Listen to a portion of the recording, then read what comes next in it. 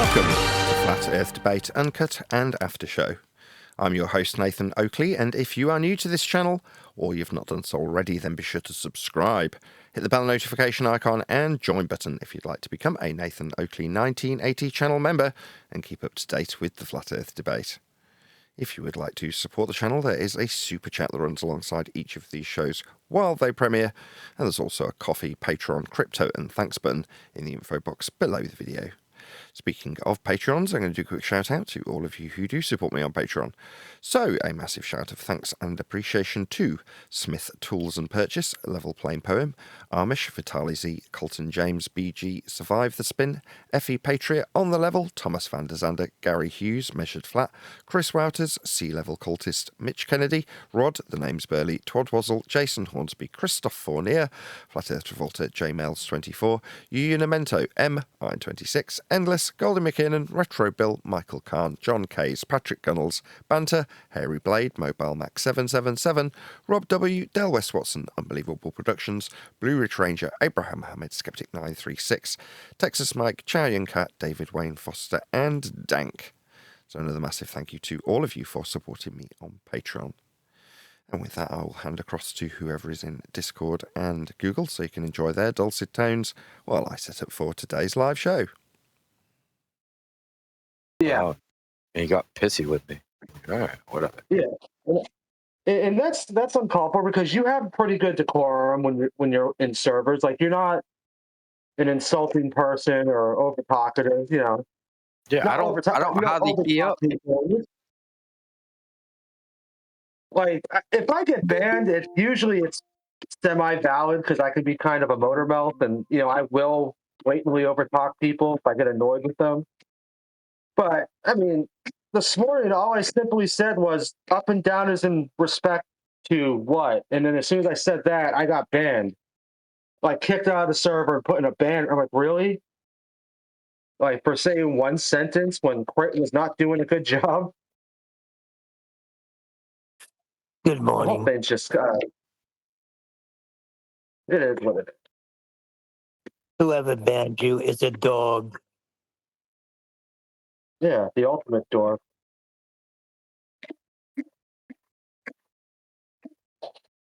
Well, it's that damn politics server, man. There are a bunch of Fruit Loops over there. Well, there's definitely favoritism, you know?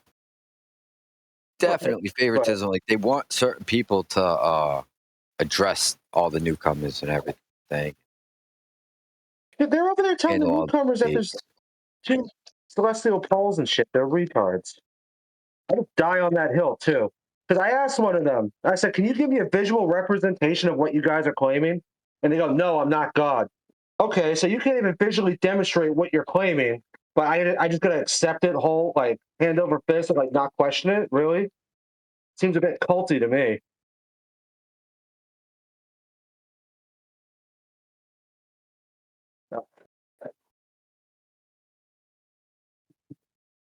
yeah, that's why I like to just listen. Myself.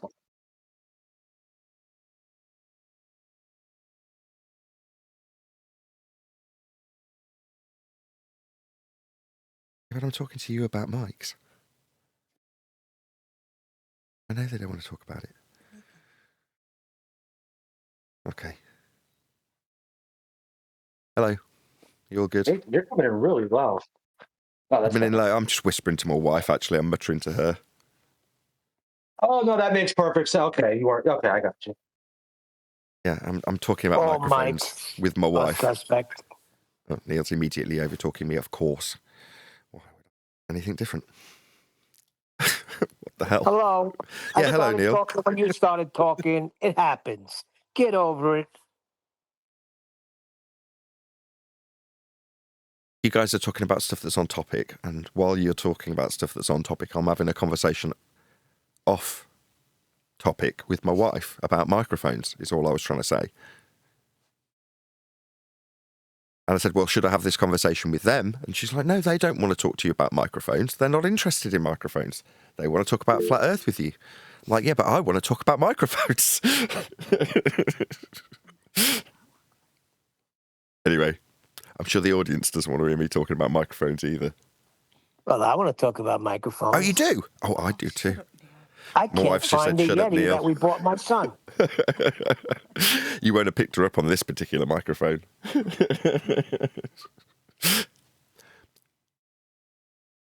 But I've got, what's the saying? Champagne taste and brown ale budget. Yeah? That's the problem, Neil. Yes, but I remember a couple of years Yeah, I ago, know exactly we got a what Yeti for my son, and now we can't find the Yeti. How'd you lose a microphone? Because we never set it up and we moved. When we moved, we never unpacked everything. And now he's looking for it. And I'm not there, so I don't know. But they can't find the Yeti mic. Okay. Well, anyway, I'm being fussy because of what I did at college, basically. So after doing performing arts, or not after, strictly speaking, during, I changed sides, went from what the lovies called the light side, which is obviously their performing arts, drama, dance, music, singing, performing, right? It came a point where they wanted me to sing, and I was like, no, I'm not doing it. Acting, no problem. Singing, I can hold a tune. I just don't want to, no. And it came to a head, and I was like, right, what else can I do? And I decided to change to the technical theatre course and learn about sound, videography, all that sort of stuff. And then alongside that, I did modules in broadcasting and various other things. Technical theatre, basically. Anyway, with that, I got some experience with microphones. Specifically, when I was doing, not actually on the performing arts course, but more the media course, with shotgun mics, short shotgun mics, like the one I bought eventually. But I didn't necessarily buy that because I wanted a shotgun mic. What I bought it for was because I liked the particular sound of a particular type of mic, which is a transformer balanced mic. Now, Neumann happened to make transformer balanced mics, and I like the sound of Neumann's. They're just really expensive.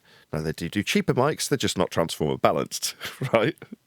So that's the quandary. So what I did to confirm that I do actually like the sound of Neumann mics is we went out and bought a second-hand one, found one on Facebook for very, very cheap, and I actually got Adam to go and get it for me. So he went and got it. I'm like, it's a Neumann, Adam. And he's like, it's just a mic. I'm like, it's not, it's the Neumann. Anyway, he sent it to me in the post. He didn't charge me the £5. He's very kind. And I set it up and I'm like, yeah, I really like it. It's just, it's not, the mic I want is a shotgun mic so I can put it 18 inches away from me and it's not in my space. So while I really like the sound of this new mic, it's right on top of me and it actually makes me feel genuinely claustrophobic having this mic so close to me. Now, I appreciate that's how it is, and I knew that when I bought it. It's just one of those things that I'm like, I'll get used to this for a week, and then I know I'll just revert back to the old shotgun mic. Even though this one sounds considerably better, it's a better mic, it's got a better pickup, it's made by the best manufacturer of mics, and they do all the things I like. They've got really tight tolerances. In other words, it's not like with anything audio, it's not about any sort of technology you can pack around it. It's just, can you make it to a really tight tolerance and test that it does what it's supposed to do and make sure it does the frequency response that particular mic's supposed to produce for its given test. Okay, hold up. Go on. Why? Why are we talking about microphones?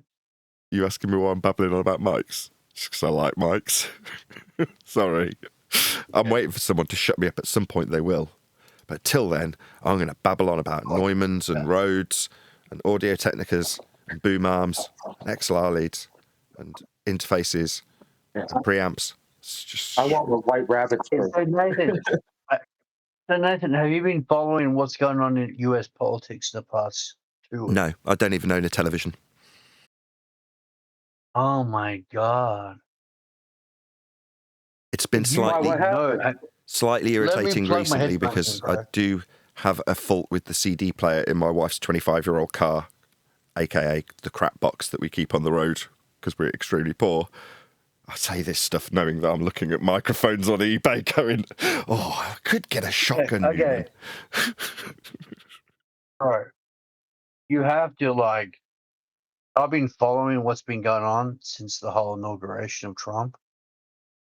And people say this and that about Trump, but oh my freaking God, the stuff that's going on, it is beyond what you would ever imagine.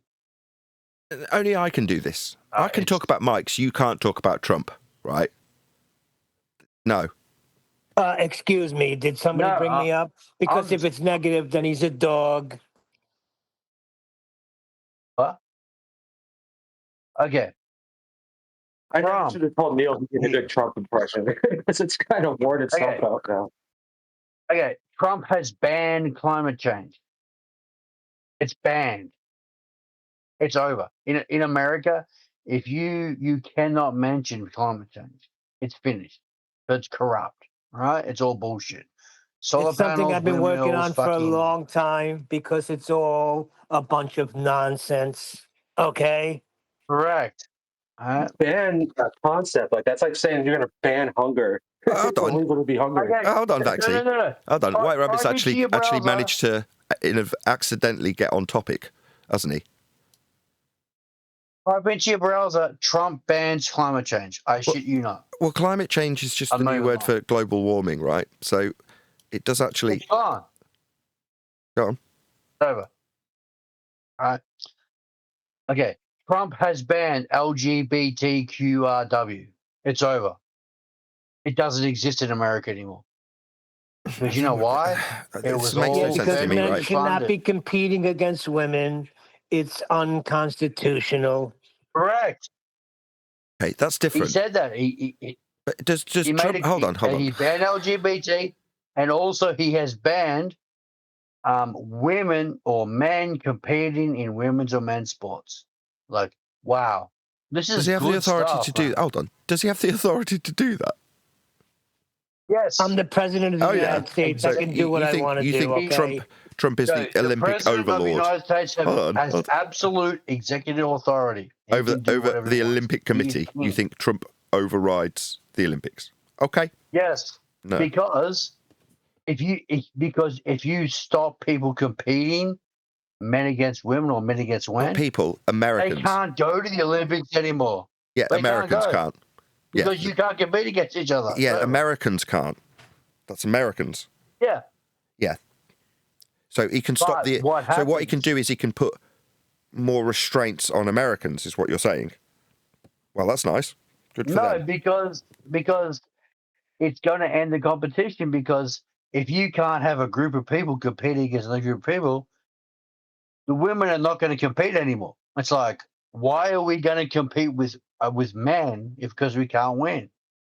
Look, man, he's there to enact policies. I'm It's sure he's doing a finished. good job. I honestly don't care. No offense. Let's get back to global warming, global I was going to say, let's get emergency, back to talking about climate microphones. emergency, because that's about flat Earth. Exactly. It's nonsense because Earth is flat. It's not a globe. There is no ozone layer.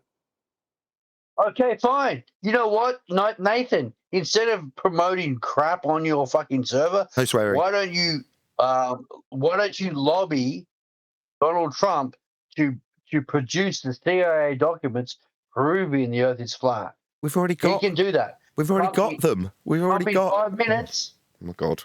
Yes, we've already Trump got in plenty. 5 minutes can pull the executive order demanding the CIA produce the NASA documents showing the Earth is flat and end it.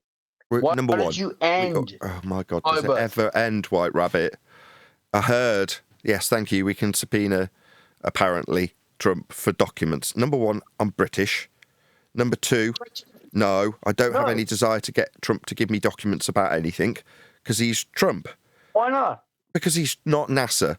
Furthermore, NASA have disclosed plenty of documents that describe Earth as being treated as stationary and non-rotating, end quote, NASA. Lastly, in terms of flight data, we've got NTSB. Now, as far as I'm concerned, given that we discredit NASA on an almost daily basis, based on the fact that space is fake, so I'm not going to trust any document from them, regardless if it's describing a non-rotating stationary plane that they would negotiate if they're flying upon it, across it, over it, however you want to describe it. But the NTSB, they're dealing with life and death. They're dealing with air crashes. That's credible. We've got data that shows Earth's flat from them. Much better. And also, why would Trump do that and sabotage his precious Space Force? Because he has said we're transparent. Meaning, if someone requests something and I approve it, he will do it. Trump will do it. Just a guy. Okay, I get it. You think Trump is like, yes, he's part of the Illuminati and the Judaic system or whatever, No. whatever you want to believe. No. But I'm sure that he will do it because he has pledged to the American people for transparency. Okay, that's good to hear. So lobby it. Instead of arguing about fucking microphones. Please stop swearing. Stop cursing. Please stop swearing. Instead of lobbying me or this guy about this, let's lobby the US government. We can end the fake final experiment. That conspiracy. We ended it already. That was crap. We've already dealt with that. Are you not familiar with what we do here, White Rabbit, or what? Yeah, tell me what you did about the fake so-called final experiment. Okay. When it first arose that they would be going to Antarctica, we pointed out the two affirming the consequent fallacies, one from the flat Earth side, one from the globe side. If P, the Earth is a sphere by antipodal assumption, then Q will observe 24-hour sun in Antarctica. Q, we observe 24-hour sun in Antarctica. Therefore, P, Earth's an assumed sphere by antipodal assumption. That's the globe's fallacy. And then on the flat Earth side, you've got if Earth's the azimuthal equidistant projection, then we'll see twilight in Antarctica, therefore the azimuthal equidistant projection. So it's an affirming the consequent fallacy on both sides of this discussion that isn't needed because Earth's measured flat. So those two positions get held up in false dichotomy. Meanwhile, while that was all going on the lead up to it, we acquired NTSB flight data that showed that all flights are across a flat plane by way of the measurements of the journeys in the black box data for all flights.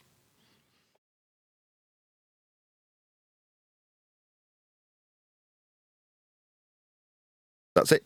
So we debunk it. It's not an experiment. We also point that out, but based on educating people on what science is, so they do understand what an experiment is. Therefore, when someone calls something an experiment, they can ask certain questions to establish if it really is or not. That's about it. Exactly. As I said, six or 8 months ago, when all of a sudden, like Mckeegan and Fight the Flat Earth and Bob the Science Guy and all these people who are apparently involved, they were pushing this crap, and I said, it doesn't prove anything. I know it does. When so you pick off... Well, it does. Their measurements that they came back with after the fact were all flat Earth proving measurements. Yeah, exactly. So when you pick up rubbish off your floor of your bedroom, you're not looking at your light bulb, are you? You're looking down at the floor. There's no connection, no comparison between an apparent light to what is flat. So it proves nothing. No, you didn't listen to what I just said. On screen for my audience. No, I understand what you said. I'm just going to respond to you. It doesn't mean you've got to talk through me. Thanks. On screen for my audience, elevation angle measurement to the sun depicted with an angle from the point marked azimuth, obviously to the sun, labelled sun. It's an angle that requires the surface be flat because it's an elevation angle measurement of the sun. Now, they took multiple flat Earth elevation angle measurements whilst in Antarctica, proving Earth was and is measured flat.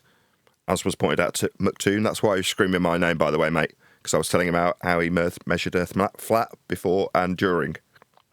So that's why he's screaming my name down there, just in case you wondered. Mckeegan is screaming your name, really? Yeah. Yeah, Mckeegan was screaming my name into the Antarctic abyss. When I said, what about your 10K challenge measurements, Toon? They're flat. Then he put the phone down on me, having only... My bad. My story and anecdote about the people you've just waffled on about. Interrupting your thought there. My bad. Sorry. You carry on interrupting me. Yeah, Toon thought it would be a good idea. Yeah, it's the second interruption. Do you have an anecdote about Toon calling you from Antarctica? Go ahead, White Rabbit. Oh, you don't have an anecdote about Toon calling you from Antarctica then? Maybe you could shut up and listen to mine, or do you think it would be wise to just keep waffling while I'm talking? Because you're really starting to get on my bleeding nerves, White Rabbit. No, you can talk, bro. Yeah, can. There's It's my no problem show. with that. Yes, I'm that's not right. Surprisingly, on my show, listening to somebody who waffles on about stuff that's irrelevant, telling me that you can't get proof out of the light in the sky when they proved Earth's flat down there. Yeah, and then I start telling you about how one of the participants went bonkers, screamed my name into the snow. You think it's a call for you to start talking? Who the hell are you? Shut up while I talk. You've stated your point, bro. It's over. And I tell you, You drunk? okay, yes, I am drunk. But yeah, okay. Hear me out here. You're just I drunk. called out You're just McToon. drunk. I called McToon out Stop. years ago. Stop. Right? And I told him, Just drunk. you're a Stop. government Stop. figure. Stop. Hold up. Not hold up. Hear I me don't out. think you get it right. I'm running a show. This is a professional environment. You're not that. So shut up. I'm telling a story. What does it matter? It matters that you're drunk, and I'm trying to run a professional show, and when I tell you 6 times to shut up, you don't. That means you can't be controlled because you're drunk. Dude, relax. I'm running a This is show. not You don't need about, to tell like- me to relax when I'm telling you to shut up and you don't. Okay, you insulted me because I want to tell a story? No, I've told you to shut up multiple times while I tried to tell you a story that was pertinent to the characters you brought up, having asked me what I thought about the events, wherein somebody that participated in said events called me during the bleeding event to scream my name subsequently into the snow after I pointed out their measurements down there were proving Earth's flat. What you added was to tell us that the lights in the sky don't prove anything. Now, while I'm telling you this, you're off mute and I can hear your background noise. Yeah? Now, I'm recording this, so it's a product for an audience. You think I should relax, end quote, while your mic's open and your background noise is infecting my recording. So you're just becoming increasingly irritating to me while you tell me to relax. Now, I'm good. I don't need telling to relax. I've got plenty of stories about the characters you have involved yourself with. YouTube videography views. That's your engagement with these people, right?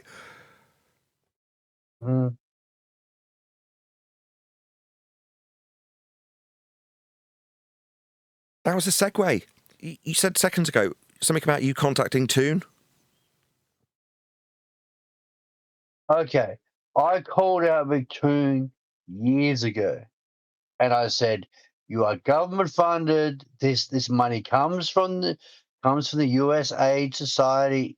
It's runs with YouTube, and YouTube is government organization." What did And McToon say? everyone said I was insane. What did McToon Everyone say? said I was a lunatic. He said, oh, who cares where the money comes from? I make lots of money off this. I said, you're an absolute fraud and you're a phony. And I said 90% of your subscribers are fake.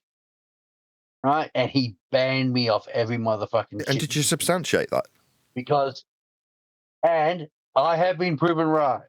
And all this money that's been funded How did you from prove it? USA. How did you prove that 98% of his subscribers were fake?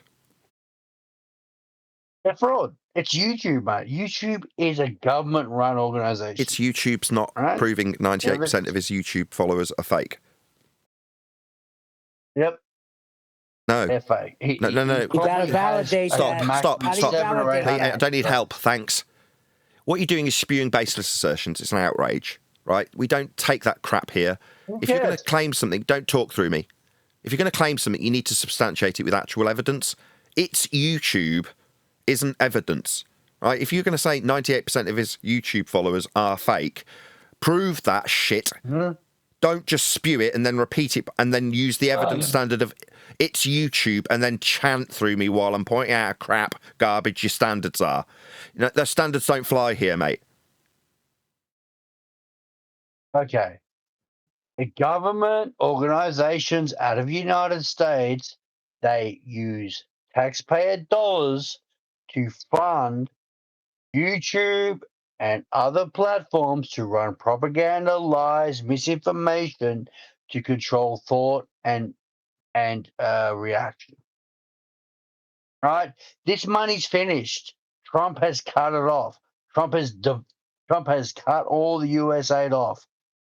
McKeegan's not going to get paid anymore. Fight the Flat Earth is Show not me going the to get paid receipts. anymore. Bob the Science Guy is not going to get paid anymore. It's over. This is so irritating. Half these servers Can you stop? are going to disappear. Can you stop? Guarantee. We heard you the first time. You're just repeating yourself, right? What we've asked you to do is substantiate it with some form of evidence, and you're not.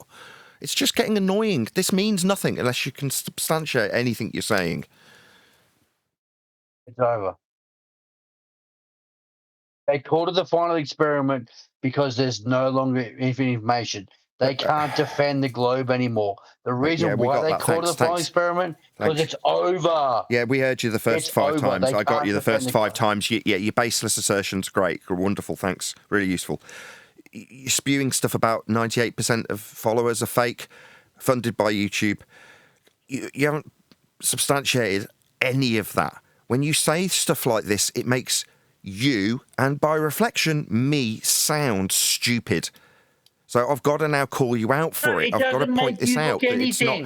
I don't need you talking. Right, Rabbit, if you keep interrupting me in the middle of my statements, I'm just going to remove you from the call because you're an intolerable prick at this point. I'm talking. That means you're listening. You're not, though. You've just heard something that triggers you and you're going to start talking immediately through the middle of me. Just stop doing that. No, what you're doing is spewing baseless assertion after baseless assertion. You're not substantiating anything whatsoever, but you're more than content to spew this stuff without substantiation. Now, I've asked you specifically, where'd you get this 98% of his followers? Toon specifically. That's who you levelled this accusation at. Now, I don't even like the guy. Why should I have to sit here and defend it in the face of baseless assertions that are irrelevant? Doesn't help anybody's cause for you to. Can I make this claim? You definitely won't be substantiating it and proving it with anything. You've just waffled on through something that's completely non sequitur to me asking that specifically. In other words, I know you're not going to substantiate this. Now, that means that what you have to offer here has zero value. Yeah? Doesn't help anybody. Now, beyond you hearing the sound of your own drunk voice, you're not helping anybody. Now, I hope you understand that.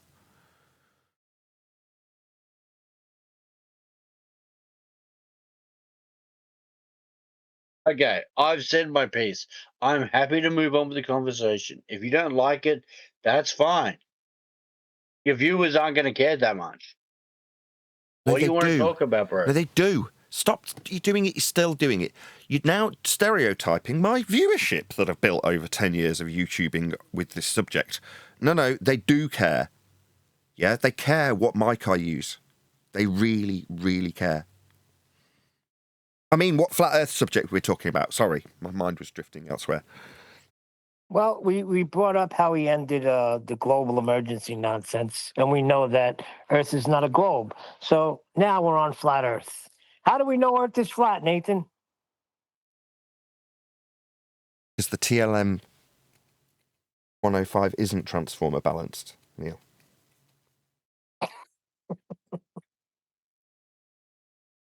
Oh, boy. But anyway, let me ask you a question. These people, if they say, hold on, if they say that the government's funding people like, let's say McToon and let's say Fight the Tight Shirt, right? So they stop getting funded. So what does that mean? They won't be getting paid for coming on and trying to contradict what we say? I mean, how are you going to prove that? Maybe if they disappear and we don't hear of them again, then we could say, all right, maybe it was true. But I mean, does it cost much to run a YouTube channel? Mics are very expensive, yes. Especially Neumann's.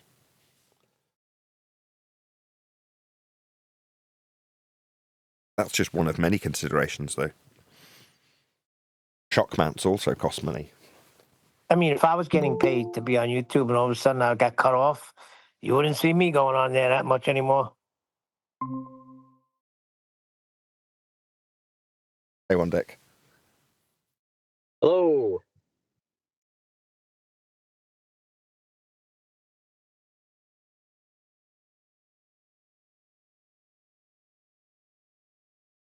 How's things? Yeah, they're good. Good stuff. Yeah, people are still having a problem understanding what level means. What, like level of the mic and how loud it is and stuff? No, how sea level isn't level, it's actually Oh, that level. Oh.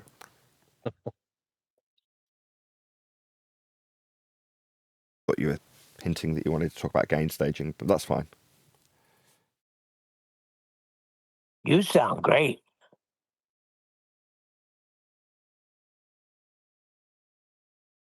Who, me or One Deck?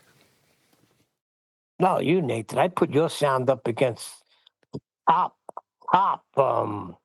YouTubers. That's not the mic, that's the room.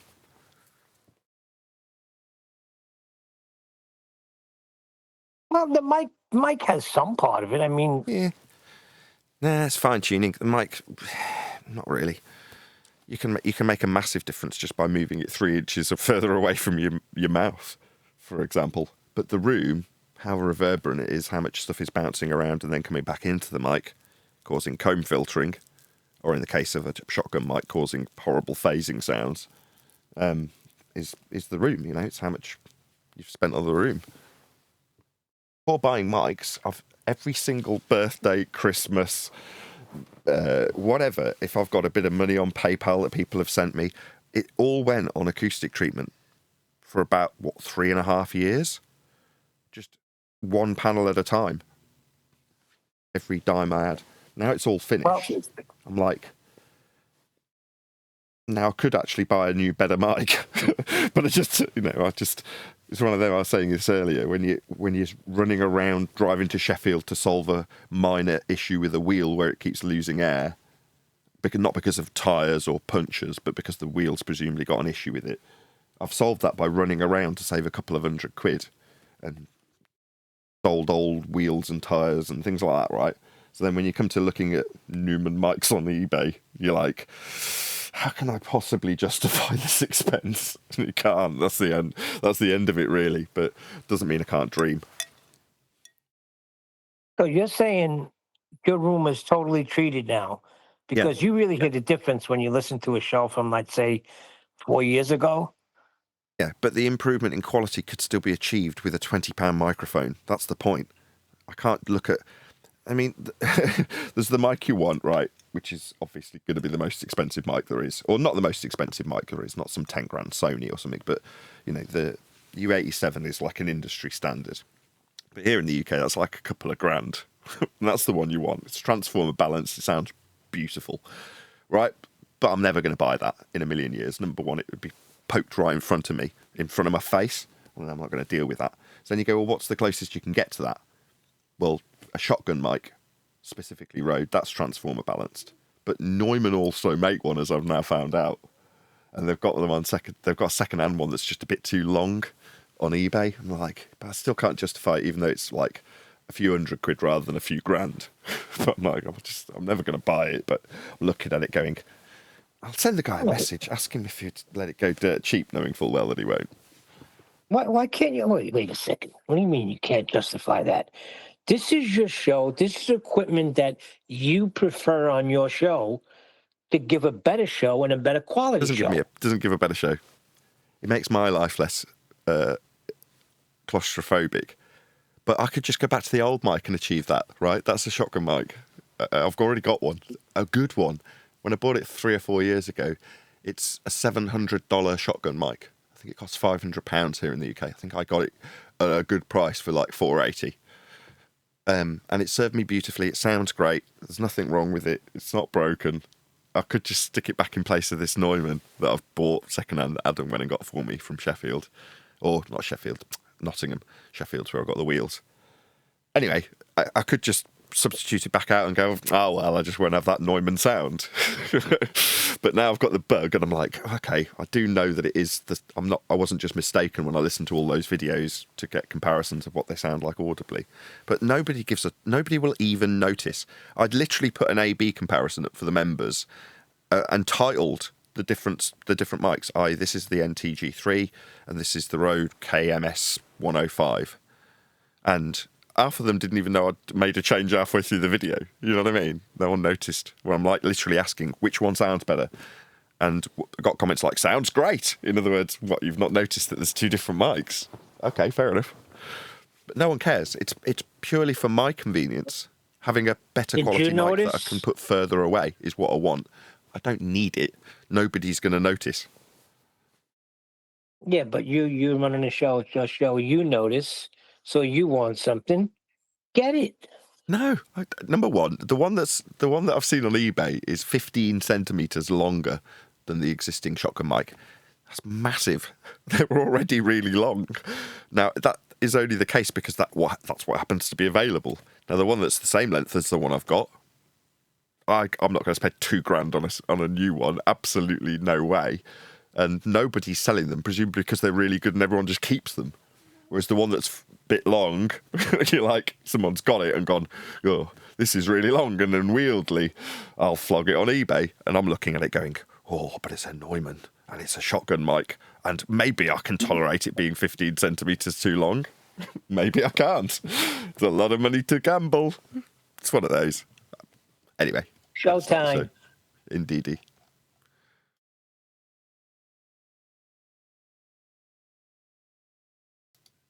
Good morning. Good morning. Enthusiastic bunch that you all are. The drunk American Trump supporter has disappeared. Jolly good. Any evidence of a physical geometric sphere edge horizon, formerly known as the curve of the Earth? I do not have drunken supporters, okay? They're all decent citizens. You do one decent Trump impression and you think you're an impersonator. No, I'm working on my craft. There's this guy, Shane Gillis, I've been watching. Like, phenomenal Trump impersonator. Okay. You just got the one good saying, the dogs one. That works well. Well, all ballers are dogs.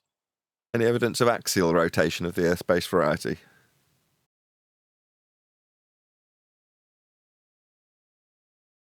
Well, we're moving? We're claimed in the heliocentric paradigm to be moving, yes, Neil. Negative. Earth is flat and stationary. I think they even teach that when learning how to fly. Learning about the what? When you learn how to fly, right? You go to aviation school, and they teach you that you are to treat it as a flat, non-rotating stationary plane, correct? Yeah. Well, bye-bye axial rotation.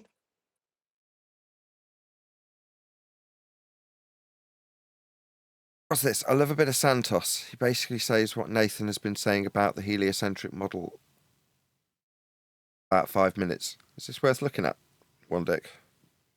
No, it's not worth looking at. It just popped up and it was just pointing out why, like you point out of the Copernicus model, that it's just merely to help describe things that are going on. He just touches on that a little bit, but it's what you've been saying on the Omi vids and to everybody, or whatever it was. It's just there to better explain things that are happening in the sky, and that's the only reason. And he even admits that, Copernicus, that it is still a hypothesis, and it's not to be taken as a true word. It's just to better help people, or to describe things, what's happening, the lights in the sky as such. You don't think it's worth giving Santos a bit of airtime for it? You say it's at 5 minutes? Yeah, I mean, you can have a listen. I don't think I listened to the end, but I got to that point. I thought, oh, Nathan's been saying that thing, that similar wording. But put it on, see what you think. The Jesuit boy Copernicus to create a theory, which it still is. It's called the Copernican theory, and he said it's a hypothesis. It's neither. Not to be taken as absolute truth. It's only useful to describe certain phenomena. Thank you, Copernicus. Those were his words. Here it says, when you look up Pope Paul III, in the third paragraph, you'll read this. Paul III was significant patron of saint artists, including Michelangelo, and it is to him that Nicholas Copernicus dedicated his heliocentric treatise. Well, that's interesting, isn't it? Then the Jesuits started. Then 2 years later, they convened the Council of Trent. The Council of Trent lasted 18 years. Now, there have been 21 councils in the 2,000-year history of the Catholic Church. 21 councils. In 1545 to 1563, 18 years, the Jesuits and the Copernican model, they gathered in Trent, the Council of Trent, for 18 years. All the other 20 councils only lasted 1 year, 2 years, 3 years, 4 years, and one, the longest one was 5 years. In these 18 years, they called that council the Council of the Counter-Reformation. Because you see, there was two guys getting around that didn't like the Copernican globe theory. And they were called Martin Luther and John Calvin. Let's see what they had to say, shall we? Was there any more that you're acutely aware we need to cover? If not, we'll... No, like I say, Nathan, it wasn't really to watch. I was just pointing out that little bit there. I just caught my ears, and you've been touching on that quite a lot with the with your chats and discussions with people, just explaining that it is helpful for only explaining things, and that's all there is to it. Sure. I mean, it's one of those that I've got the words of QE ringing in my ears while you say that. It's like any village idiot can explain things. It's actually offering some decent validation for that which you're offering up your supposed explanations. Now, in the case of Copernicus, he's trying to better predict where the stars will be with these incorrectly being ascribed as hypotheses, but they're not. A hypothesis is a suppositional statement that's yet to be validated in scientific vernacular, and that is certainly not what we're doing. He's also suggesting the word theory. Now, theory is even more objectionable, because theories formed after scientific validity is offered through experimentation. That's to say, you've got an empirical outcome, a proven causal influencer of an effect you're studying. That's a successful experiment. Then you can form a theory. So it's a really important word when you're trying to describe stuff with science in mind, and certainly when people appeal to Copernicus and heliocentrism in general, they're under the misapprehension this is all scientifically based. And it's words like hypothesis and theory that delude you into that belief when it's just not the case, right? None of this is science. It's maths. It's eloquent maths. Beautiful maths, you could even call it. Out of the box thinking beyond my comprehension in some instances, in terms of not the model that's been derived thereafter, but the way of coming to it by the minds of people like Copernicus. To think that far outside the box, right, to put you on an equatorial plane in the side a sphere which has a line of motion around a sun, mathematically, it's like so far out there when now we can all do this, most of us at least, can detach ourselves from the old, dusty, heliocentric belief that we were trapped in to a time and look back on it from the outside and go, well, actually, now we can look back on it knowing that we aren't actually on a spinning ball flying around the sun with the motion described through the centre of hell, with us describing it in the centre of an earth that we couldn't possibly be standing on. We can say to come up with that idea is pretty out there and takes a certain type of person and a certain type of mindset to really, really think outside of the box to try and unify several different motions that are observed in the sky, tracked and measured on a flat earth, to give a better predictive capability to the church at their behest. And then they go, here you go, this is how I've managed to somehow unify some of these motions so that they line up with the prediction of where they'll be when they don't tally in terms of their pattern.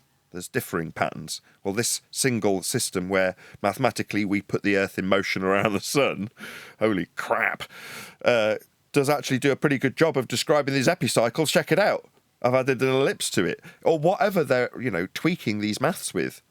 You fast forward 500 years and people think they're standing on it. They've reified it into actual physical existence. Doesn't mean that you can't stand back as a flat earther and go, yeah, the heliocentric model is pretty eloquent.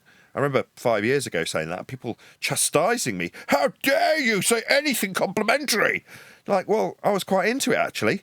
I thought it was quite cool the way it all worked. I was under the misapprehension that was actually the world at one stage. I'm not anymore. Doesn't mean I can't look back with a certain degree of admiration for people like Copernicus and the models, if you want to call them that, they're not, but the maths that they created. They're only called models because of the reification and assumption that we do have something in model format. We don't. We just have Copernicus's maths. But they're quite eloquent if you stand back from them. You know, it's not scary to say, as it seems Santos is saying, this is their best effort to try and explain some of this stuff. Doesn't mean you have to reify it into a spherical surface to stand upon. We aren't. Go on, Really Chocolate, you're ruining my audio stream, but go ahead. First of all, good morning. Good Can you morning. guys hear me? Hey, Hey guys. Yeah, we hear you coming in. All right. I was gonna say I agree with what you're saying. It's a cool, like, we're not lying when we say it's a cool story, because it is a cool story. It's just not real. You know what I mean? Like the whole standing on the ball, spinning around and flying around to the galaxy. Yeah, it's cool, but it's just not real. And the way that the guy that we were listening to before, the way he described it, the way he described Copernicus describing it, it almost sounded like kind of like Newton. It was like, I'm just using this to describe what I'm seeing. Don't go all the way with it. You know what I mean? Kind of like Newton was like, this gravity thing is, don't go all the way with it. It's just an idea. Don't run with it. And years later, that like you said, we're standing on it. You know what I'm saying? It's great. It's a consistent Yeah, thing. but it is eloquent. They don't want you I to agree reify with it into Nathan. physical existence when they're trying to explain something with maths or describe something better predictively in the case of orbital motion or elliptical orbital motion. There's a kind of running theme that they're like, well, yeah, but don't reify it into thinking you're actually standing upon a sphere. You're not. Well, they ran with it. Don't ascribe this to me after I die. Do me that favor. He dies. Oh, it's Newton's gravity. Literally plaster his name all over it. Fantastic. Wouldn't it be? I mean, at the end of the day, if that's the reason they've had to bring this globe model into play, wouldn't they have just been better saying, well, listen, we've tried to study these heavens and explain it, but it's absolutely impossible because we haven't got a clue and there's no way of doing it or validating it scientifically or whatever. But the only way we can sort of explain it is to pretend that we live on a ball, but we don't actually live on a ball. But that's the only way we can do it, and just be open and honest about it rather than saying, well, this is the only way we can explain it, and we're going to try and convince people that we do live on the ball. Oh, why the ball? Because it's just what Copernicus and Kepler and Huygens ran with to try and better explain the motions of the lights in the sky so they could tie down certain events that were dependent on astrological positioning. So, a quick shout out to Santos. I've put his link to the video that we just listened to. But there is actually another one that Divergent Droid shared. So, if you did want to let Santos know, at Nathan Oakley 1980 sent me, I'm sure he'd be grateful of the views and the comments. But we have actually got a different video to cover, which I'll bring up now. And this has been suggested by Divergent Droid.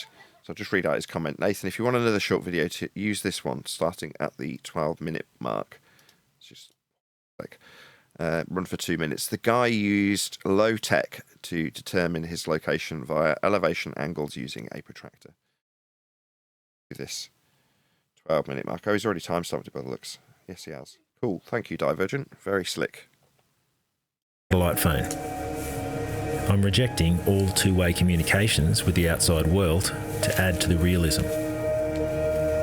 Besides, who wants to hear the bloody phone ringing out here? I do, however, have a satellite tracker that lets my family know where I am each day. If I go missing, this will negate the need for an expensive area search by the authorities.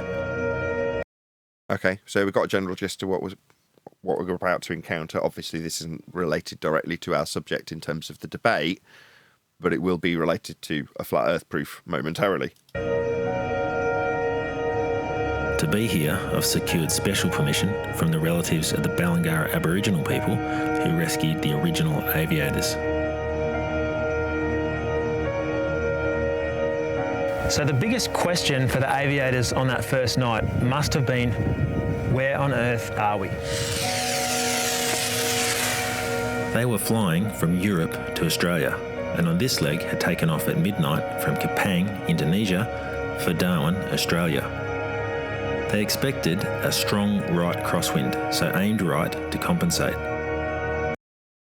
Did play for 2 minutes. We've had a minute so far. I hope, obviously, it's going to get into the navigation aspect. We'll see. I can only assume Divergent Droid won't let us down. When the sun rose and they saw land to the south, they assumed the wind had blown them off track to the north. In actual fact, there mustn't have been much wind.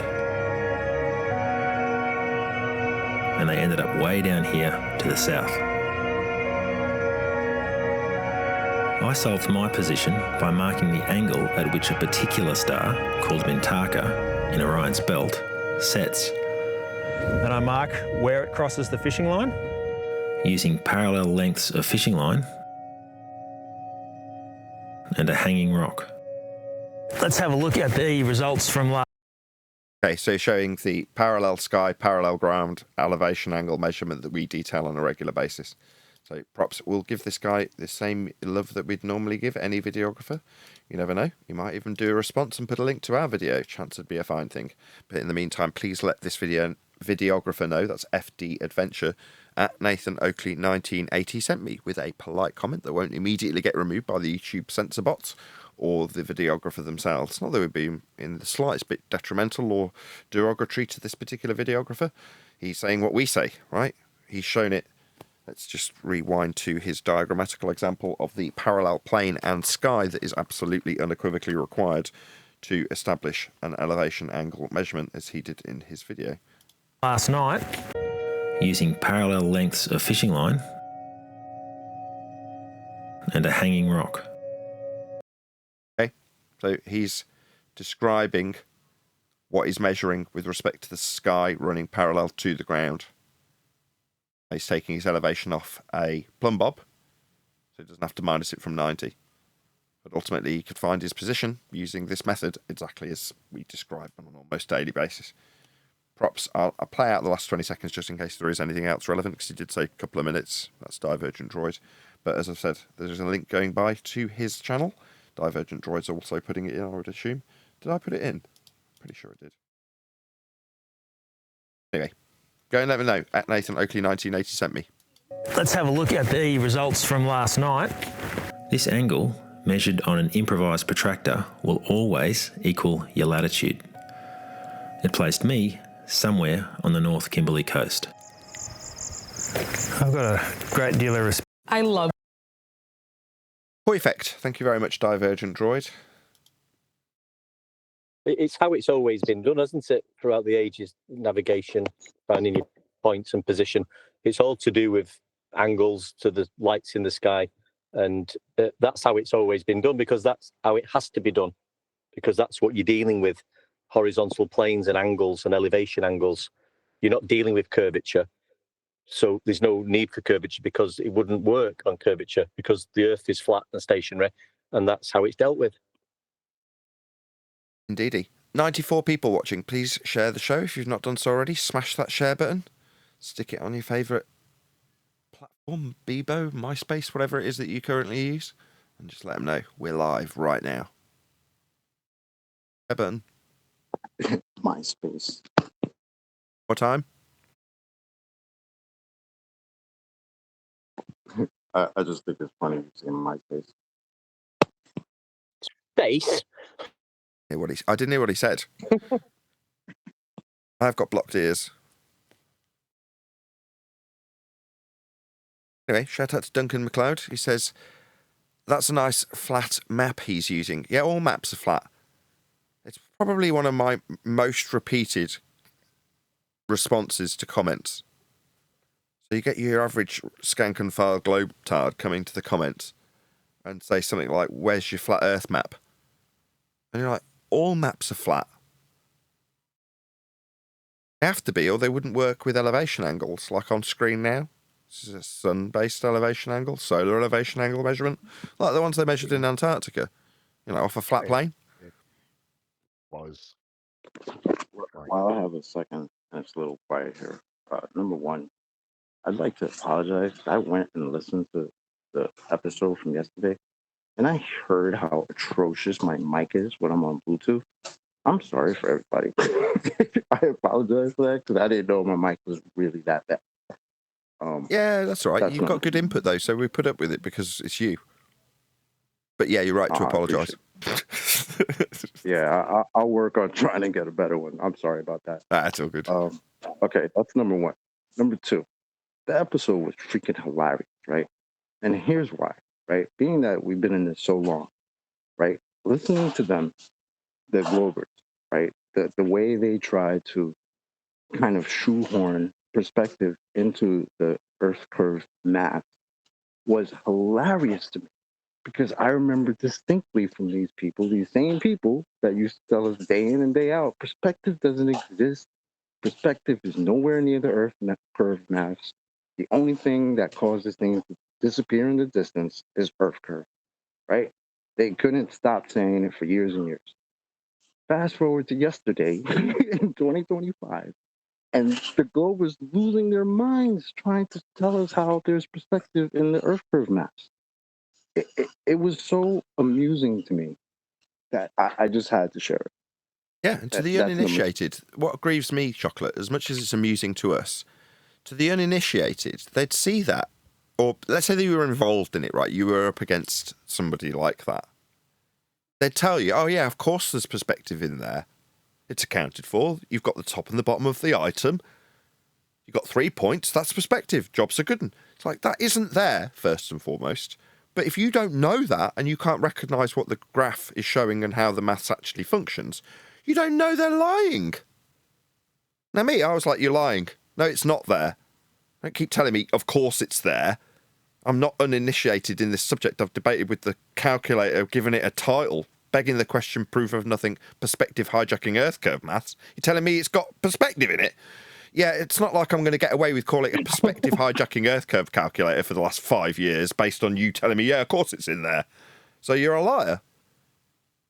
The fact that he would assert that you would suggest that it's in there, to me, means he knows he's got to lie about it. It sounded like to me during something like that, it sounded like the penny was sort of almost dropping with them or him. They couldn't, they said, well, we have got perspective, but in the model we've not, but we actually have. It's like the penny's dropping and the mind's actually seeing where the problem is now. We're pointing, it's not fully dropped, but the cogs are turning in the brain, maybe. There's only three things they're really focused on, right? It's perspective is not. The perspective now has to be in the globe Earth math, so you furfer, you don't know what you're talking about, right? Number two, level has to be curved, right? Because that's just the way it is in reality until we start talking about the ball, because one of them did say that at one point, right? But they're desperate to shoehorn it in at the point that me, a flurf, is saying there's no perspective in Earth curve maths. They've hijacked it. They're just calling it Earth curve. Oh, it's definitely there. They all rally to tell the audience. And you're like, these people are deceitful.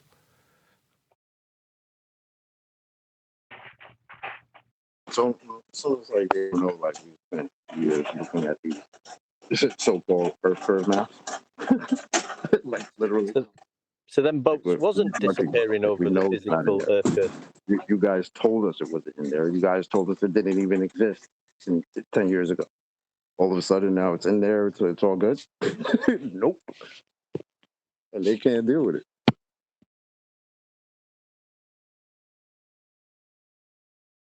On one deck. I was just saying, yeah, it's like saying, well, nobody said the boat was disappearing bottom first over the physical Earth curve edge. It's just due to perspective, obviously. Yeah. Yeah, it's hijacked it. But it just seems a bit old hat. And because, for the audience's benefit, we're talking about yesterday's live show, and indeed Uncut and After Show. We stayed in there for about an hour afterwards as well. Or longer. Did we stay in there for quite a while? No, we went back to our own yeah, we did go back to our own server and I played on video games while everyone was chatting and responding to the aftermath, because apparently they were moaning about us after we'd left. And I'm like, so what? But Q went through it, listened to them moaning about us, and then responded to them moaning about us after we'd left. So you can check that out if you remember. But for the majority of the time, we were actually having a very good discussion. And it is just a couple of bad eggs in there that are intentionally stirring the pot. I feel bad for Gio. Now, they're all egging him on, telling him what he should be doing. And I've got a little bit more empathy now. I've spent a little bit more time around them and what they do there. And I can understand their bag and I can roll with it.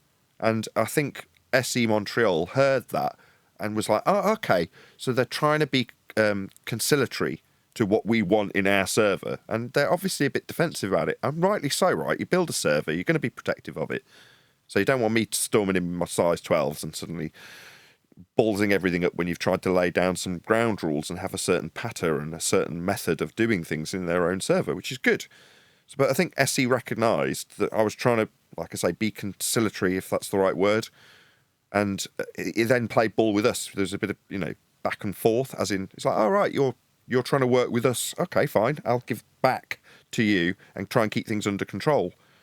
Not much, but enough for people to have a lot of praise for yesterday's show in the comments, at least. So if you feel like it, check out yesterday's show. It is called Earth Awakenings, because that's the name of the server. Bev just wants to be somebody that's important. And he's really just a nobody. Who? How can you ever describe yourself or try to be a somebody when you say that you've measured Earth not to be flat? Does he hear himself? Oh, you're talking about Bev? Yes, because he was the key component coming in with his little questions to you. You're just in his head, Nathan. Yeah, that's fine. Yeah, he's not the first. He won't be the last. Yeah, whatever with him.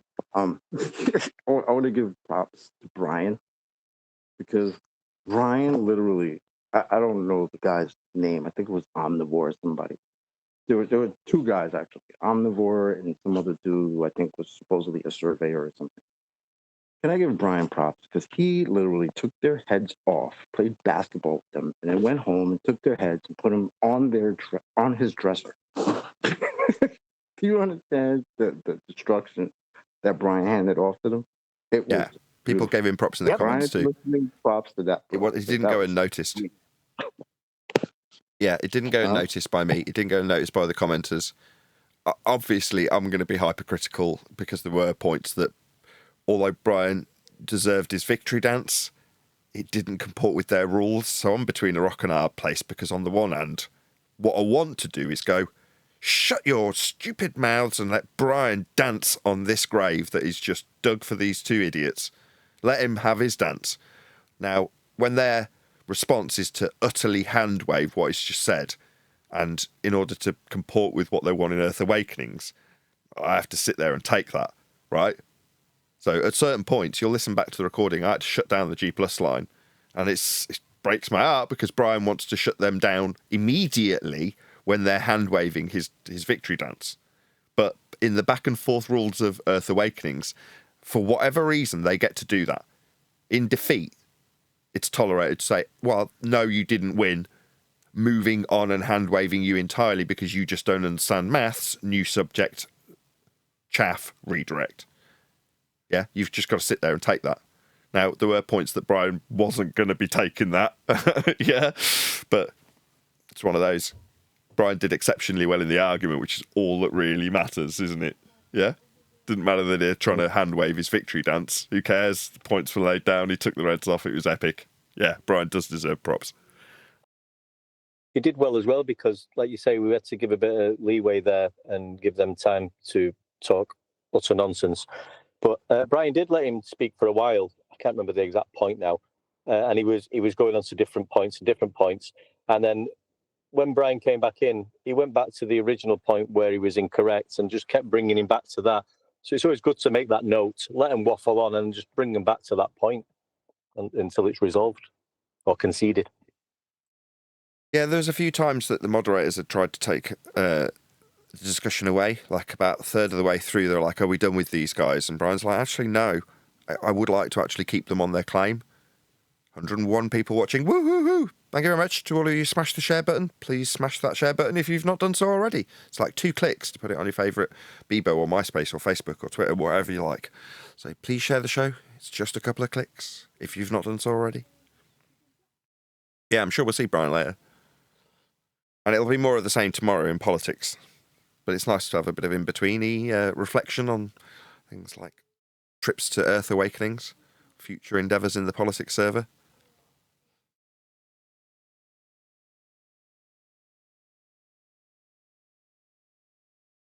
I need to clear it with the politics server that we're all right to just pop in randomly as well, because I had, on a couple of occasions, gone in on random days, and we end up just sitting for 20 minutes waiting for whatever discussion that's heated to carry on. You might get one random conversation. Go ahead, whoever that was in Discord. Jedi. You are welcome to pop into politics whenever you want, Nathan. Anytime you want. Oh, brilliant. Now, well, that sorts that out. I want more of like yesterday. If you're unexpected, right, you're like the hand up Mona Lisa's skirt, as we said in Devil's Advocate. You're a surprise. So we may do exactly that, pop into politics unexpectedly more often, because I've done it a couple of times. Yeah, that'd be epic. Do that. Just pop in anytime you want, mate. It'll be fine. Yeah, I shall do that. Is there any other servers? I mean, I'm not saying that politics and Earth Awakenings and indeed this server, which is my home from home, if you will, Flat Earth Debate Discord server. Are there any others? I have put this call to action out a couple of weeks ago and nobody even said anything. It literally just faded to nothing immediately. But if there is any suggestion of other particular places that you'd like to see us, then just say, or let us know, maybe leave a comment. But yeah, we're more than happy to go on tour the Discord, if you will, and spread what we know. It don't have to be related to the subject. That's to say, it doesn't have to be like Earth Awakenings and politics, which are specifically flat Earth rooms, and indeed, obviously, this one. Go ahead. I may know of someone that I can reach out to. Her name is Allison. She likes to, I don't know, for whatever reason, corral flat earthers, even though she's not. She's one of those kind of women that have, I'm assuming, a degree in certain fields, and she takes arms up against us who have this rigid scientific method when, you know, in her discipline, whatever she's spent, you know, all that time learning is also science to her.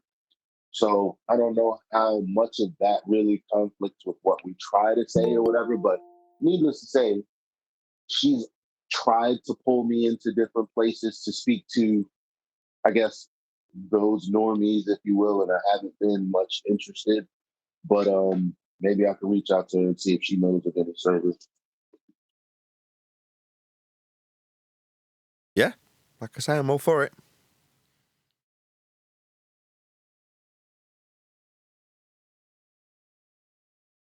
Anywhere that it might be of value to either the people in that server or the audience that I have. And that's basically it. My obvious first priority is my own audience, but, you know, there's a good chance if it's not, which it probably won't be, directly related to this subject, but people are talking about it in that server. That's my hope, that this subject does permeate other servers, and people are like, well, actually, there's a guy out there that's more than willing to come and just chat to us. His name is Nathan Oakley. Hello, Brian.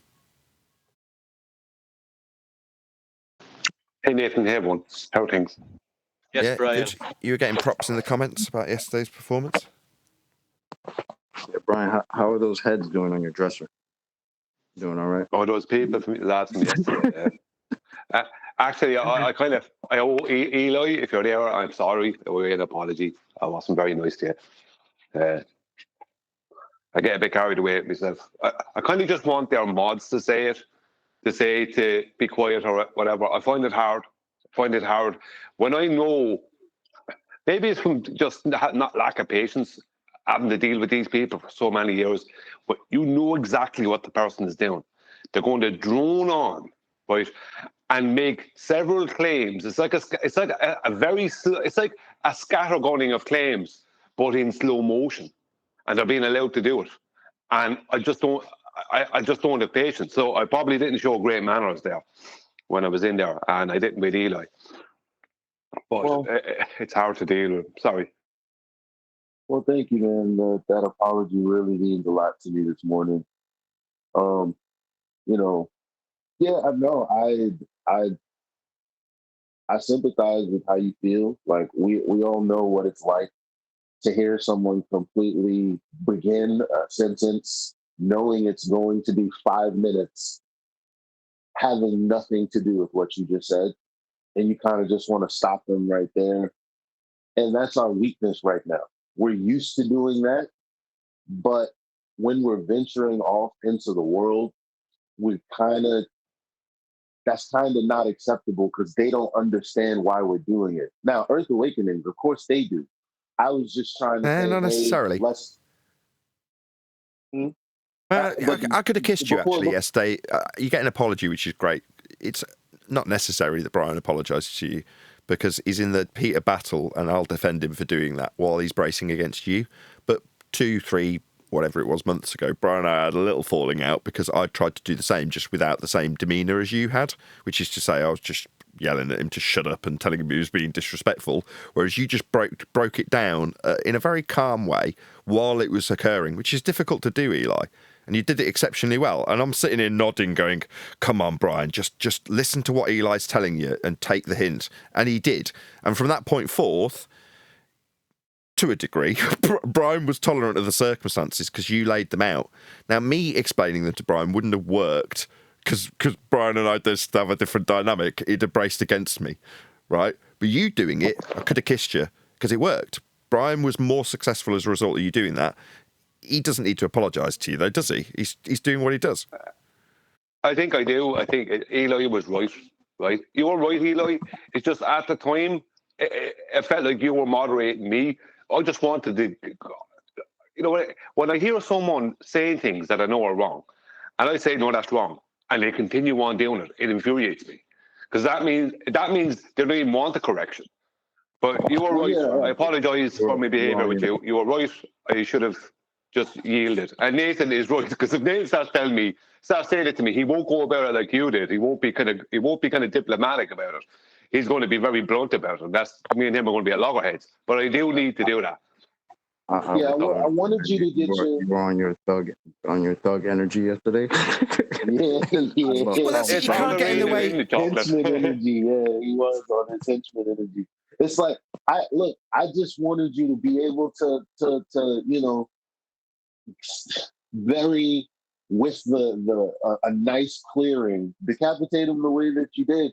And I just know that their tactic, and it's the only one they have left, is to throw poop so that you get upset so that everybody can shut everything down. That's what they've been doing to us for years already, so that they can justify not hearing what we're saying, because they say stupid shit and then we just react in a very visceral way. And then because the conversation and the topic happens to be on their side because of the ad populum fallacy, we lose by default. I don't want to see that happening over and over. If I have to shut up so that when I say, hey, other side, shut the fuck up because I did it, because I did it for you, you got to give me the same respect. Come on. I was just quiet. Tell that man to be quiet. But I can't do that if we're not doing that. You know what I mean? Yeah, I understand that. It's like we can't be hypocritical about it. You have to go by what the server is like. That server is that way. So if I'm going to be in there, I have to accept that. It's just the way it is. I have to learn to be... I have no patience anymore with them. Me neither. Because as soon as I hear you know what I mean? When as soon as you hear the first two words, you know exactly where it's going. You've heard it all 1,000 times before, and it's gone to the same place 1,000 times before, which is no evidence for any of their claims. You want a bit of positive spin? Sorry, go on. Well, I was just going to say that the positive spin is, after going through it, the mill yesterday in Earth Awakening server, what I did notice is, so long as they get that, you get to go, you don't get to chastise them when they hand wave dismiss within the first breath that which you've just won with. They are allowed to do that for however long they get to waffle on, and they even, in my humble opinion, do get slightly more than they're deserving of, so that that's Earth Awakenings, seem completely unbiased. Now, more power to them if that's their shtick. It just feels a bit unfair when literally they'll allow them to half yammer their way through your example, but you're expected to sit in total silence while they hand wave you. Yeah? Either way, the bonus to that was that it seemed like the mill only lasted about half as many times. So on Flat Earth Debate, with the tolerance level for, no, you're not just going to get to hand wave me. Yes, I will immediately shut you down when you try and hand wave me and dismiss what I've just said without addressing it. I will stop you in your tracks, right? When that's not allowed, that's the Earth Awakenings method, the mill only lasts 5 repetitions. So at the point where we get to they get their turn, you get your turn, it's still the same length of time because you're 10 back and forths in all, right? But it's just you haven't cut off 5 of them. But they then recognise that the argument's well and truly dead and that the person's been defeated and that they're having to obfuscate.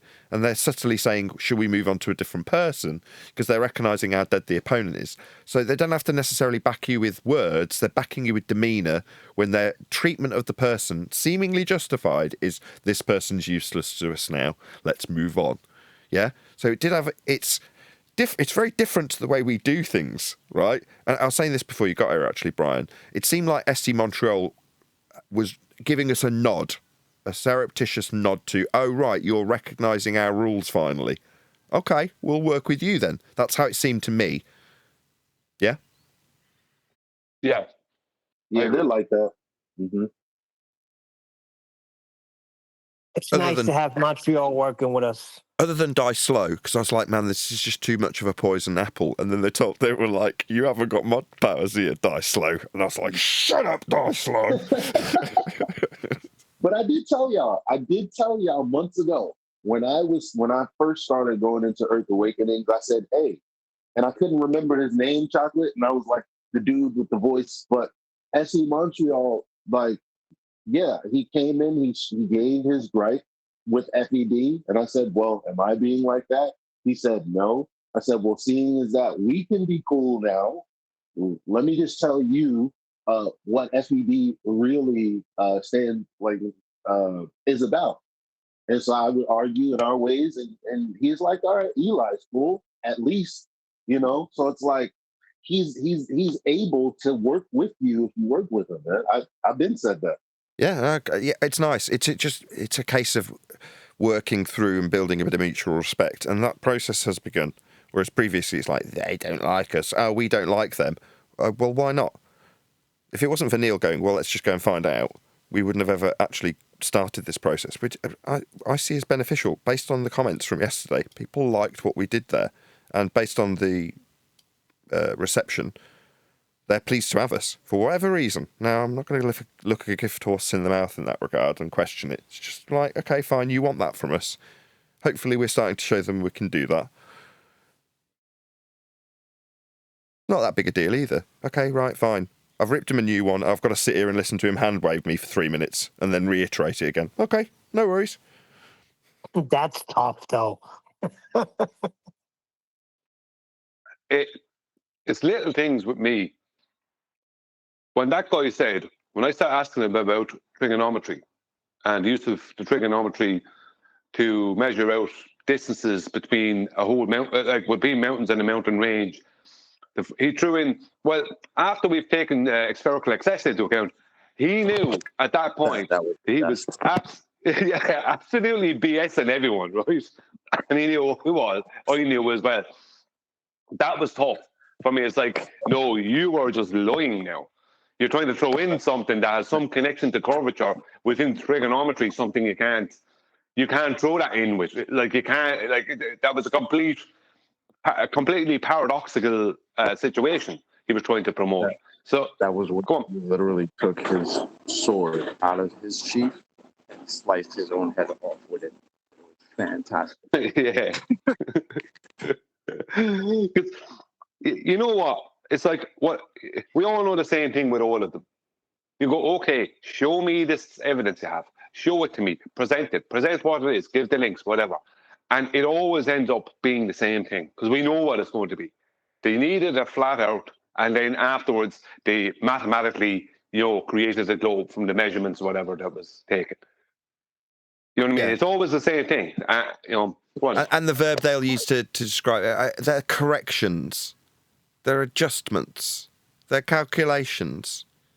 They knew that they'd have to make these adaptations because it's a globe. And it's always because it's a globe that they're having to convert from flat. Like, no. You wouldn't be doing any converting if it was a globe.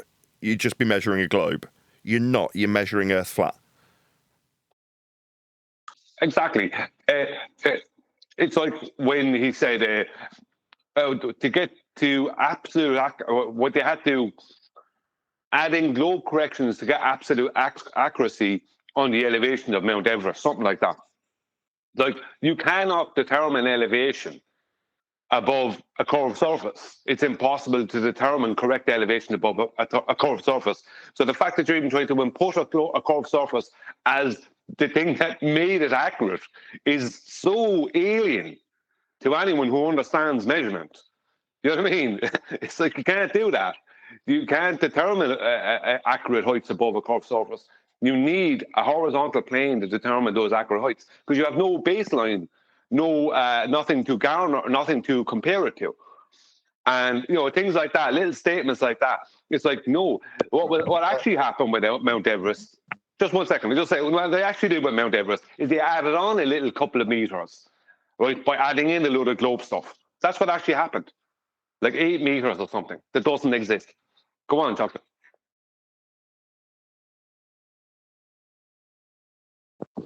I was going to say that's literally how that clown, what was his name? Manufactum or something? That's how he started it off.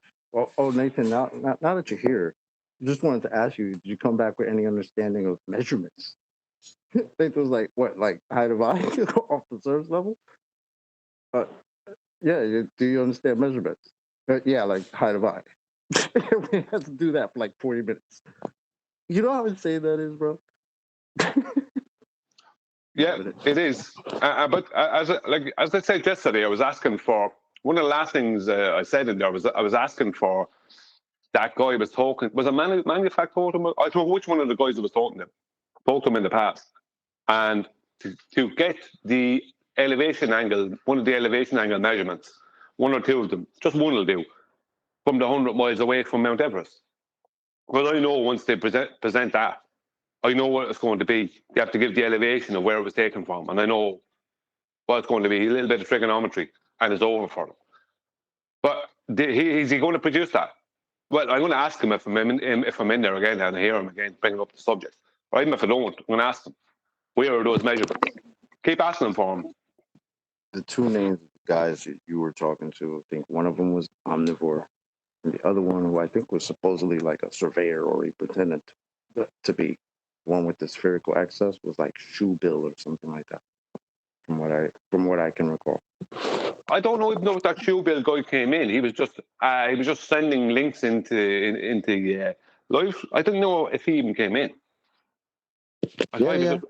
Did he come in? Spoke. Definitely spoke. I didn't know if he came in. Yeah. Yeah, I think he was like the surveyor guy, the big bad that they brought in for you, whose head is now on your dresser. I do remember now. There was two different guys, but they were both similar. They both had the same droning on thing, and they do this thing where they tag each other in and out, and some of them sound similar, and you don't know. Hang on, am I speaking to the same person? Or when one person is under pressure, some other guy comes in from the side with a question and takes the attention that way. So it takes the pressure off the guy who was losing.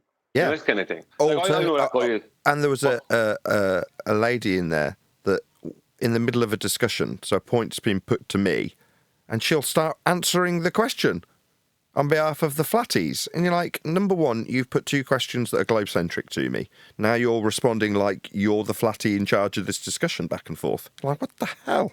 So suddenly you've got to take charge of that.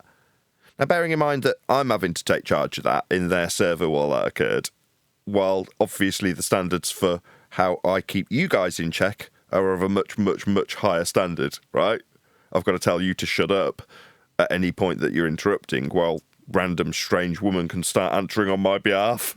Like, that's perfectly acceptable. Yeah. The standards are not the same on both sides. Should I not, ever.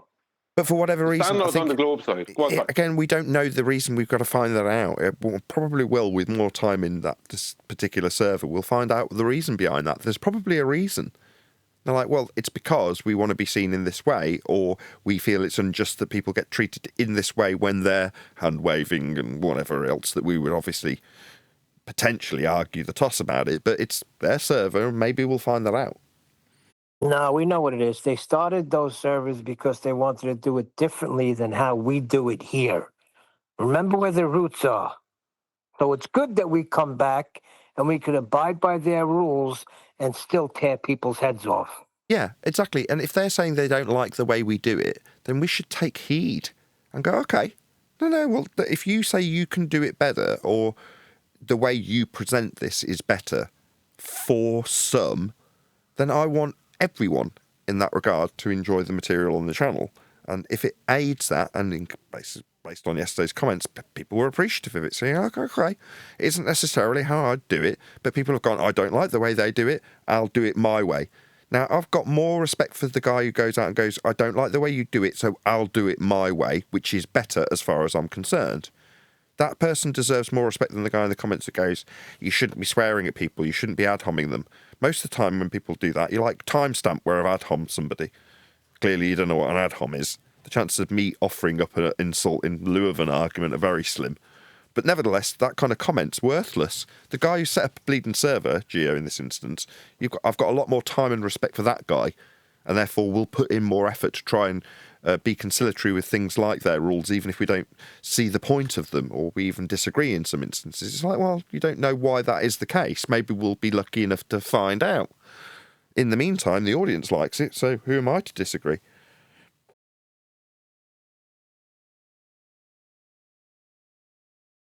So yeah, check out yesterday's show. It was a couple of hours. It's all there live. I did stay live for the majority of the discussion rather than putting it behind a paywall for a couple of weeks for members only. So if you did want to check it out as a General Joe audience member, you can check out yesterday's show, which is 2275.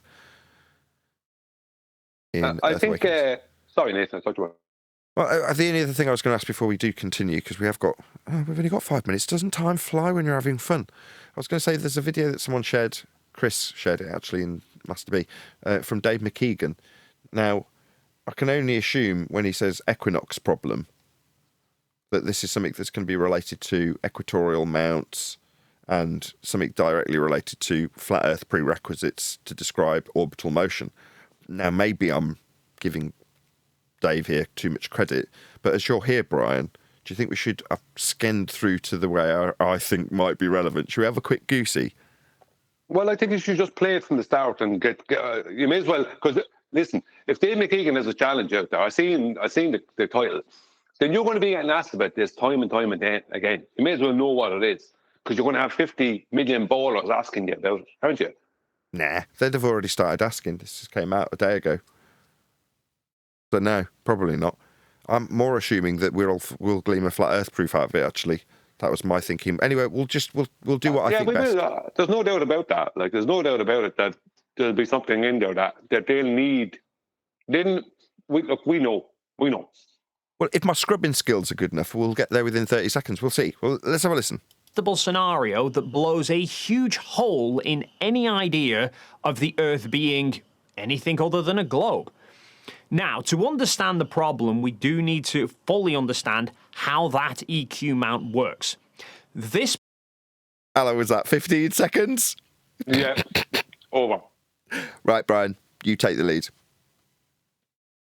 This to me seems to be a little bit of damage control.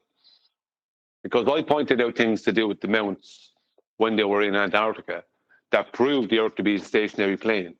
And that's what they do, because the EQ mount is designed to be it's called the EQ mount because it's an equatorial mount, because it's designed to hypothetically sorry, stand on their excuse me, 1 second.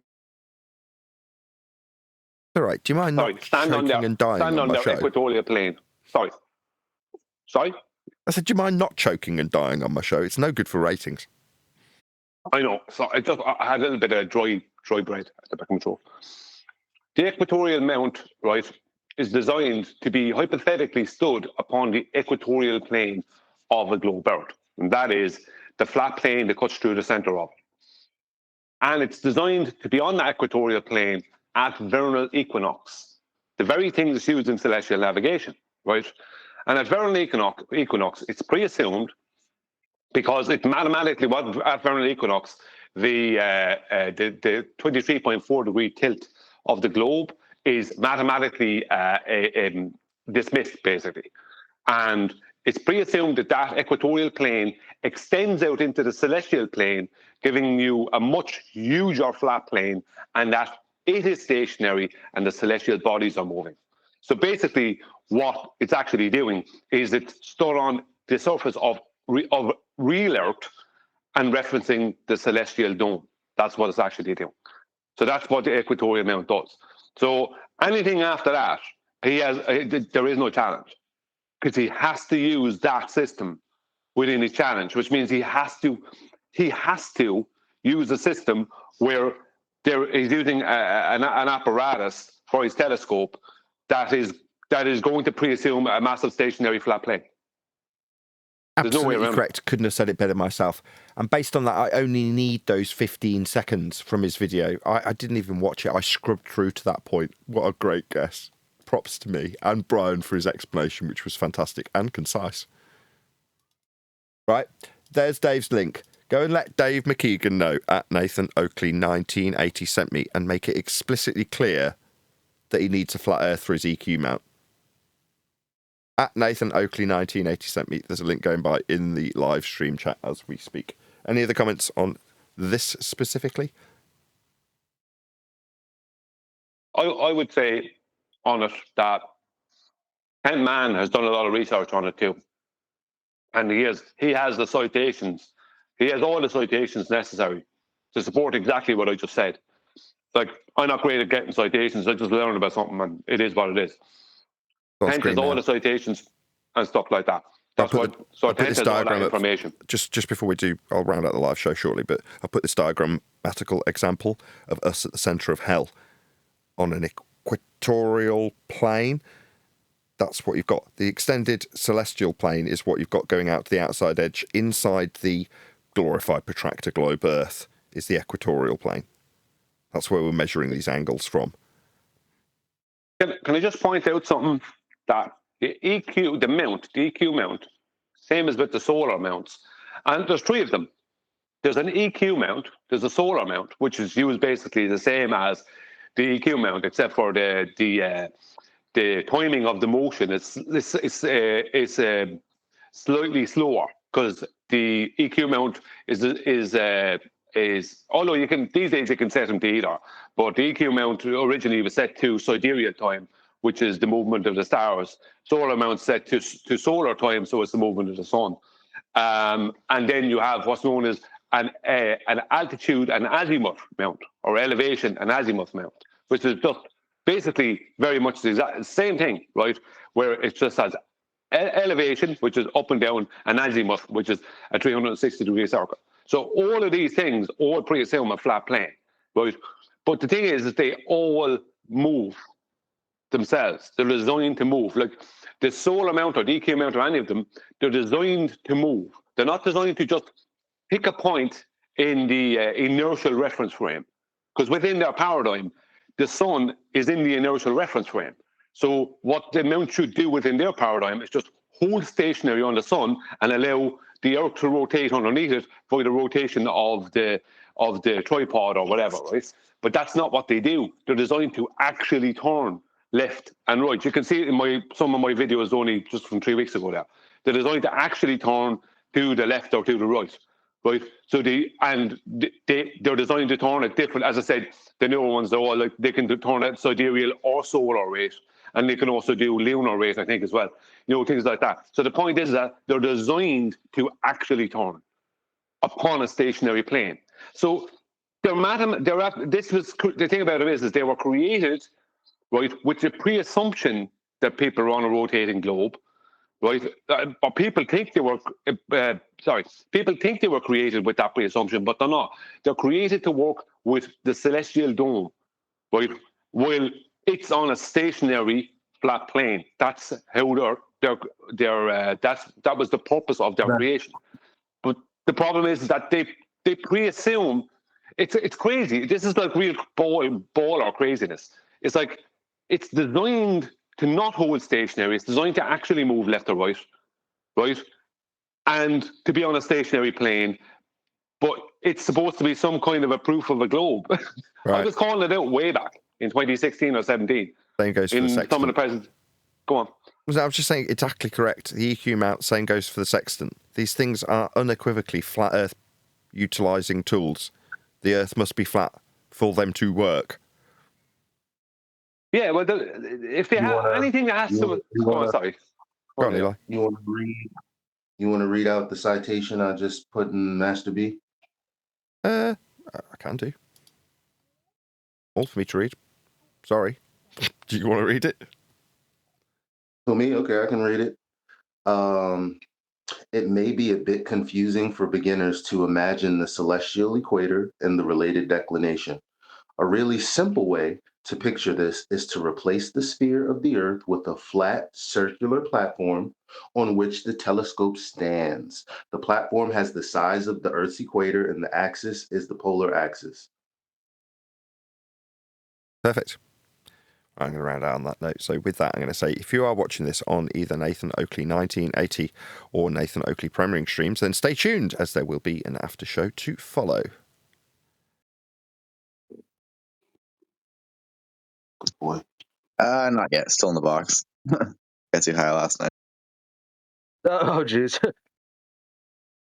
It should be pretty much you just take it out of your box, screw it together, and then good to go once you line up your finder scope with the main telescope part. Yeah, I was looking at all the videos, just looking at all the stars, yada yada. And then the last video I watched was like, before you use this, you need to line it up in the daytime. And then I look outside and, well, I guess I'll do it. Yeah, it's best to like pick something in the distance that's kind of far away, but something that's easy to spot, like a chimney or something. Yeah. Chimney or a street lamp, or something that you can point your main telescope at, and then slowly just tweak your finder scope till they're both lined up on the same thing. Is it a red dot, or is it like a little small like mirror scope? Good question. Not mirror, but like it looks like a red dot. Oh, okay. Yeah, those are simple enough. Yeah. Yeah, that's the same end of the telescope I got. Yeah, it was in Canadian time. And, I see the telescope. I see the sales stick. $70. This thing is regular 200. I have no choice to buy it. I go up. All right. Yeah, good deal. Yeah, I'll get it working. I'll give you a call. Oh, nice. It shouldn't take you but a few minutes. I mean, it could be a little bit of a pain in the ass trying to line up the finder scope to the main but once you do it once, it'll click with how to do it, and then it'll get easier every time. Because I mean, every time you go out to use it, you might have to adjust it a little bit, but it's not bad.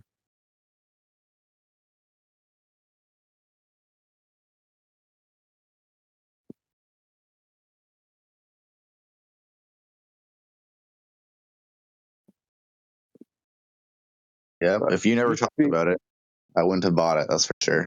So I'm blaming you. Oh, good. No, you should be able to see everything there is to see with that. You should be able to see Saturn's ring and the moons around Jupiter and all that crap pretty good. I don't see why not.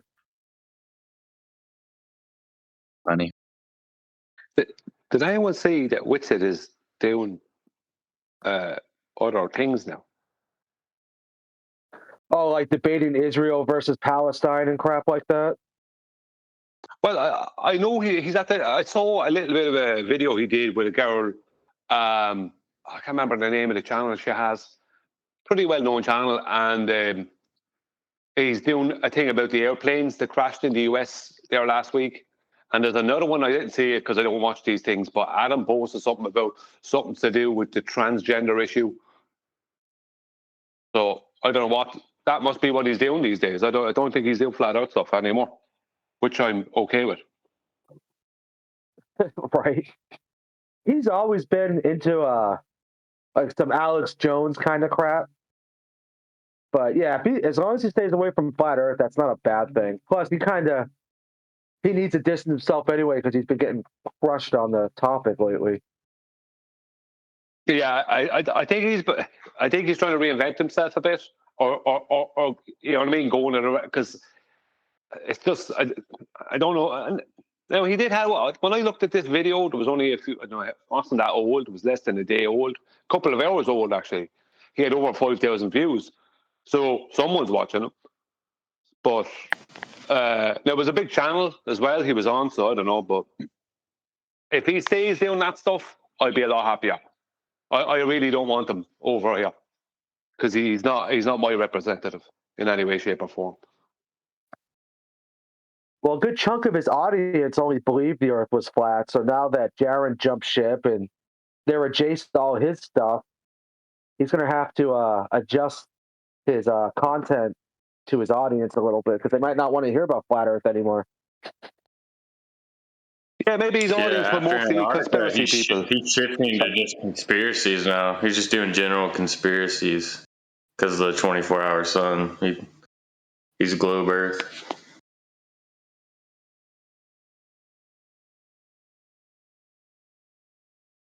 One thing I did notice is that Globebusters themselves, the show, I mean, the views that they have now are really, really bad. I don't normally care for views, but their views are just like from what their views once were. If you go back 3 years ago, the views they would have had on a video 4 years ago, when Bob was around especially, their viewership would have been massive. Like there would be nothing for them to have several thousand live viewers. But now they're lucky to have, I'd say, 150 live viewers. So that kind of way. Maybe I'm wrong about that, but they definitely have the ratings, the amount of views they're getting, and that has gone really, really down the toilet.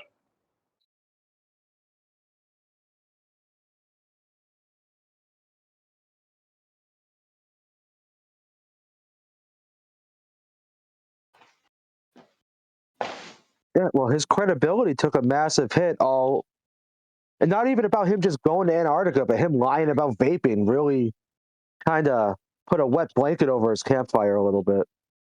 Just stupid crap that could have just been completely avoided.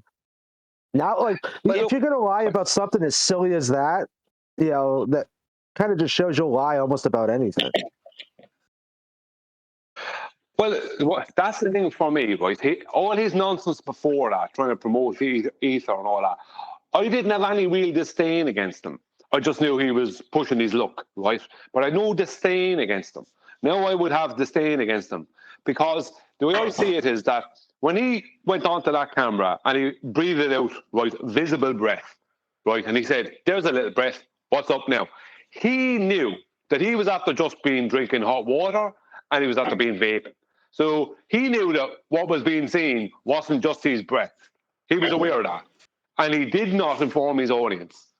He used that to be deceptive with his audience. And these are people who put food on his table. And I'm like, no way. The idea of me doing that to the people who are subscribed to me is just, I couldn't do it. But as you said... Mute, mush. Mush. Mush. What's that? Can you mute? Oh, my bad.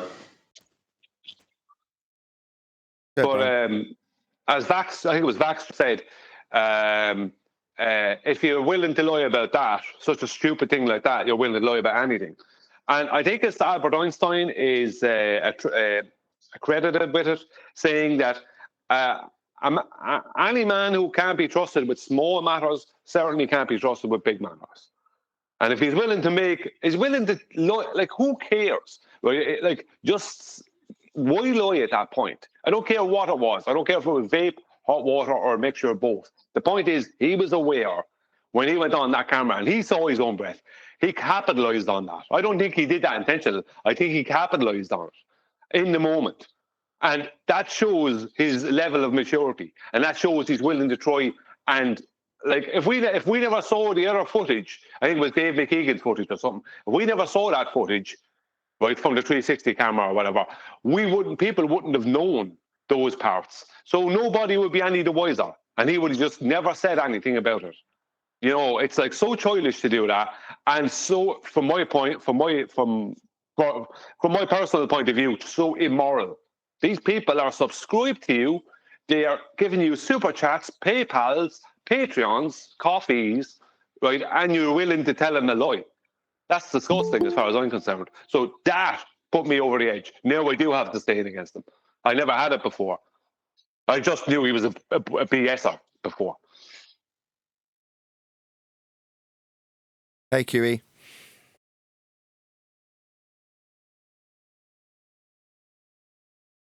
Morning. Do you know if Adam's around later to do the book? We've got to get some done, otherwise we won't get it done for Easter unless we actually do some. Yeah, it's not going to happen today. Tomorrow? Or when next? Let's ask that question. Yeah. Tomorrow. Tomorrow's good for me. Okay, I'll see if I can get hold of Adam and see if he's free tomorrow too. Good. Is all? I think Adam gets home early on a Thursday. Yeah. Yeah, I'm sure. Maybe we could do a little bit, right? But I'm going to have to take off for a time, and then I'll be back. Okay, I'll tell him.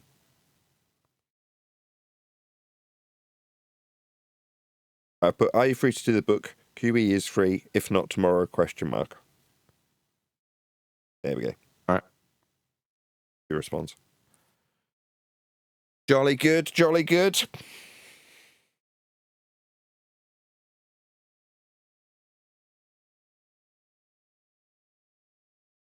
No Ballbusters, is there Saturday? It's a good question. Let's just stay tentative. Let's just remain open. Can do all of those things. Is there a Ballbusters on Saturday? Like I just told you, let's remain open. Let's not be vague. Is that it, Nathan? It's like, yeah, just let your yeses be yes and your noes be no. Shut up. That's Jesse Peterson, isn't it? Yes. No, that's the Bible. Exactly. Let your yay be yay and your nay be nay. Dogs. Go on, add dogs. Go on. Only dogs say it the other way. Dags? Thank you, Trump. Yeah, Neil, your Trump impersonation is really getting better. I've been watching this comedian named Shane Gillis. Do watch him. He is very good. You need to figure out some sound bites that'd be useful, like, promoting the show. For example, I just want to say Flat Earth Debate is absolutely fantastic. I fully endorse Flat Earth Debate. Nathan Oakley and his crew are fantastic, especially Neil Consento. It's in the works. You could throw the line in where he actually says it's a flat plane. I forgot where it was he was describing, but I was referring to the war between Russia and Ukraine. It's a very flat surface. The bullets fly flat. The FED, they are not dogs.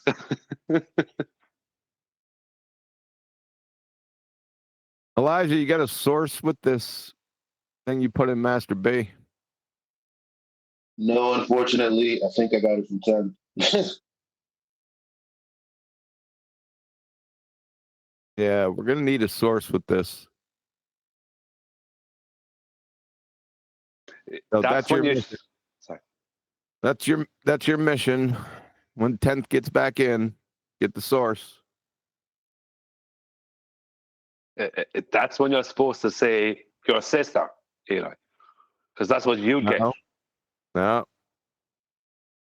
Not when you say that, and you can't say that. Stop stealing my stuff. I heard my uncle saying it years before you said it. So yeah, at least 2 weeks ago. Yeah, But we say it differently. We say your sister's ass. Is that what you say? Yeah, I remember my father saying that forever. Your sister's ass. Yeah, he got it from me because I got it way back in the day. It's all Irish. It always goes back to Ireland. Yeah, but I nicked it. I nicked it from he was from New York. No, he was from New York, obviously. It's either New York or Tennessee.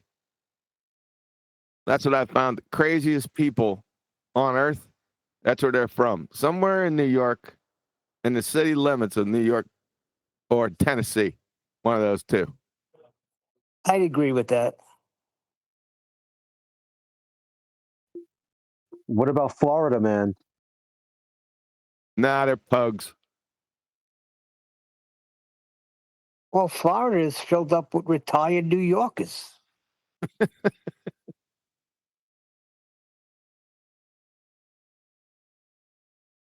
You see, I could tell this. I had a big sample size over 10 years, right? Huge sample size. In very difficult situations, those are the people that get you through. And it was very clear. It was New York and Tennessee. Very clear to me. You need crazy people in a crazy situation, kind of thing. Yes. Yes, you do. Yeah, the funniest people, the funniest ones too. Yeah, I suppose you need to have a sense of humor. Yes. Crazy stuff. Yeah. Oh, yeah, you need that. Yeah.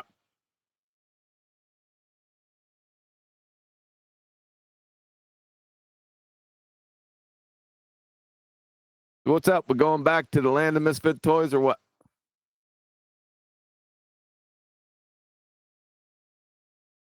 Land of Misfit Toys got high praise on today's show. Really? Why? Everybody seemed to love it in the comments. They loved that SE Montreal was working with us as we worked with him.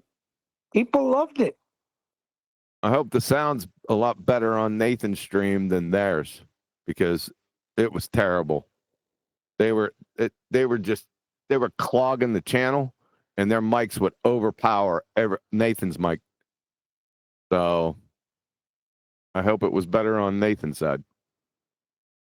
And I just found out that Nathan muted G Plus various times yesterday. He always does that. We're going to have a meeting about that. We'll fire him. You're fired, Nathan.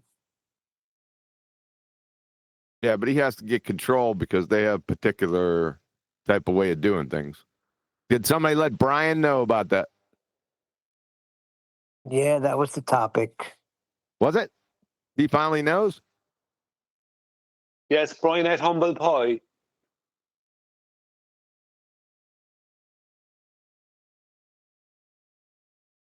Well, Brian is enjoying the two heads that he's got on his dresser right now.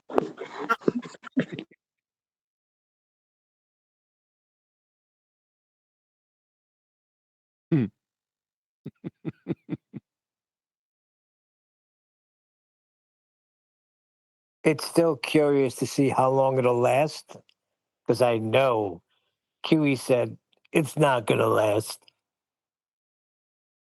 What's not going to last? Earth Awakenings encounters.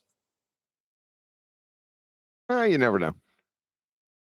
Nathan has a new attitude this time. What'd you say? I just stepped away to get a coffee. He's implying that Nathan was the problem. That's what I just heard. You're reading into it too much. You're reading into the truth too much, Neil. No, well, look, we stop them from spewing nonsense. We try to stop them, but on that side, they want them to be heard all the way through. And that's kind of tough when you know what they're saying is not true.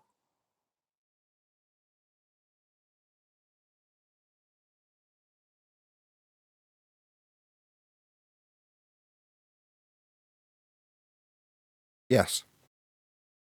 Yes.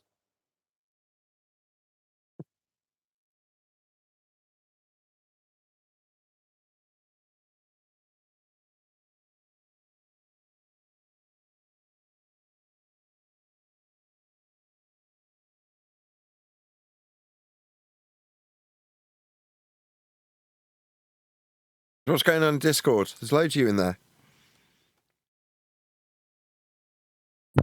Hey, what's up? Guy. We're talking about theories, man. We're trying to figure out what a theory is. Seems like a lot of people just still don't get it. Might be me. I don't know. Well, what's a theory? A scientific theory. Right? Yeah. A hypothesis or group of related hypotheses that have been confirmed through repeated experimental tests. That's it. So could I say that a scientific theory is a fact? Yes. Good. Okay. Thank you. Yeah, just be careful, because that's been hijacked. What's been hijacked? Using the word theory to imply that you've got empirical proof.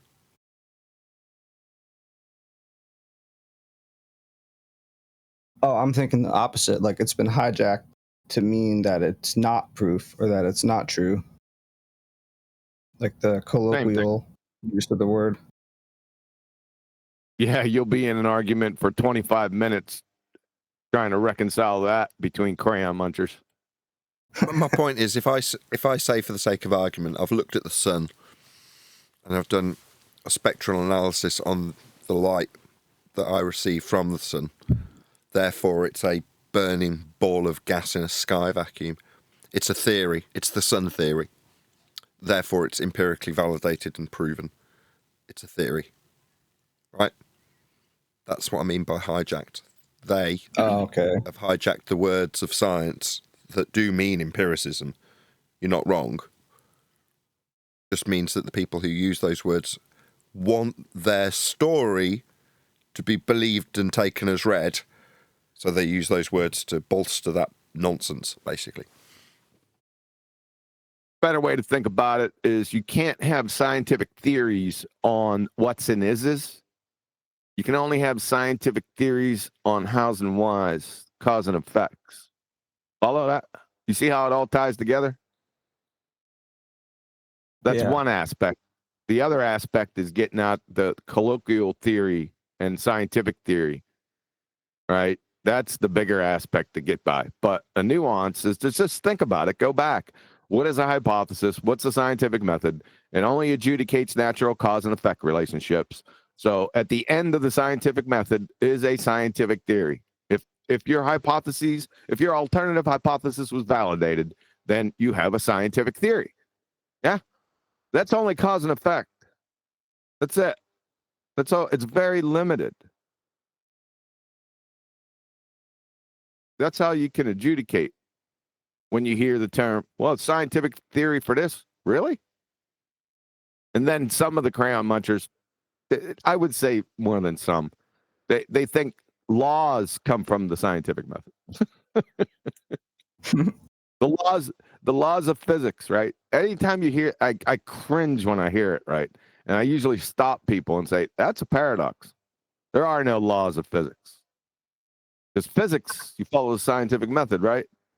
Laws don't enter the scientific method whatso friggin' ever. That's why scientific theories and scientific laws are different animals, and scientific theories never become laws or vice versa. You ever hear that? Yeah. But there is no scientific laws. There is natural law. Yeah, exactly. Scientific theory. Yeah. I was just going to say that. I heard that somebody saying the other day, scientific laws. Yeah, because they like to promote the law of gravity, stupid stuff like that. Or you missed a step. Yeah, you're going to get into problems with Huey's language I liked equivocation. with this in mind, right? When this has been discussed years ago, QE would say they're greasing the skids when they do that. I'm sorry to talk like you're not here, QE.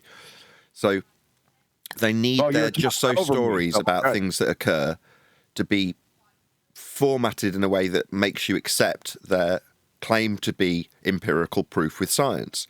So if they can use the word science when describing something with a law of nature, you then lubed up nicely to accept them telling you a just so story with a description of something that may not even really exist at all.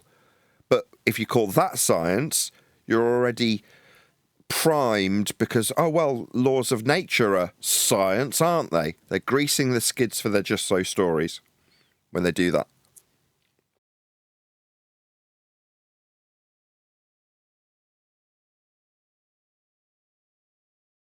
Try to put the second law of thermodynamics in the scientific method. That's a lot of fun. Can't. Well, you can't. No. Try. But you've got a phenomena that is being described quite eloquently in the second law. But that description of something occurring isn't an explanation of why. You haven't validated a causal influencer for it, and you never will. You're never going to rewind the arrow of time. That's just not possible. The fall of man. What causes entropy? The fall of man. That's an indirect cause. God caused it to happen, but it doesn't have anything. You can't. It's not science. You can't science that.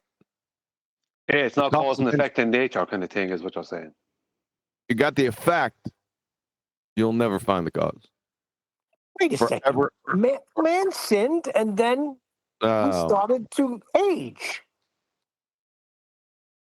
And entropy covers more than one thing as well. So to even try and talk about putting entropy through a scientific method, how many DVs are you going to have? Do you know what I mean? Because there's so many things that make up what is entropy, I suppose. If I eat fruit I'm not supposed to eat, I will surely die. No. I eat fruit, I begin to age, I surely die. No. It's only when you're moving on from Brian and what he just said. When you take an example that's described in entropy and try and formulate it into QE's question. So if you say, what causes high pressure to disperse into low pressure always? Or what is the cause of hot always going to cold?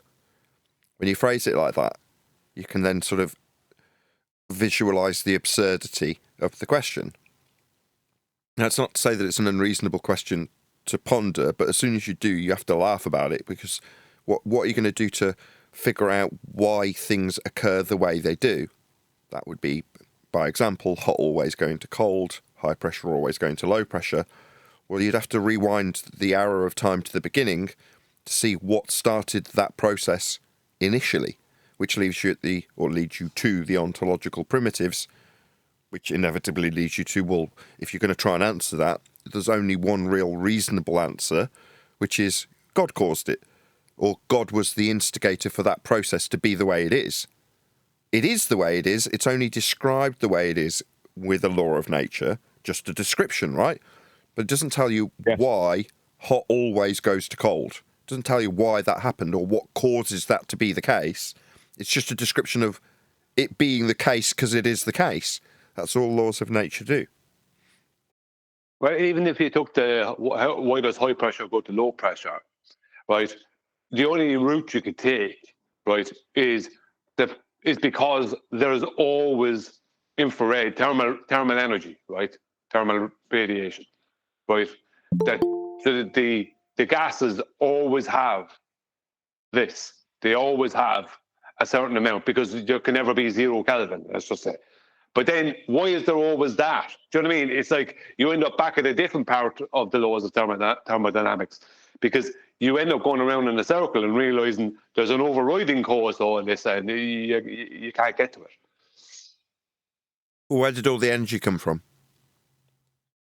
There you go. You end up going back. You see, I think the difference is that if you take something like what causes water to boil, that's different because just as a basic example, because that's not constant. Water is not constantly boiling, but it does boil in nature in certain instances, and we can boil it, right? And we found out why that is. But it's like that's an effect that's happening. That does happen, but water isn't constantly boiling, whereas gas is constantly going from high pressure to low. Gas is constantly behaving that same way. Hot is always flowing to cold. Now, I can give postulations as to why that's happening, reasons as to why it has to happen, blah, blah, blah. We could go into the logic of it has to happen for life to be as it is, for humans and all the rest of life to survive, blah, blah, blah. But it doesn't tell you that. Doesn't give you the natural cause. The natural cause is outside of the 3D world, Right. But it's happening in a 3D world. Yeah, but why is it happening? Why does it happen in that way? You'll never know the answer to that. You just know it happens in that way always. That's it. That's all you'll ever have. Well, it was designed that way. Yeah, essentially, for us to live in. If high pressure didn't go to low pressure and hot didn't go to cold, as we're designed physically as human beings and a lot of other life in the earth and in the world just wouldn't exist because we couldn't. Certain things have to happen. If hot didn't flow to cold, then there would never be any heat dispersion in nature. That would mean it'd be constantly heating up on the surface of Earth. Think about it that way. Do you know what I mean? So it's actually it's so big trying to find out, like, how are you going to find out you have to find out the inner workings of the world at that point. You know what I mean? And how are you going to do that?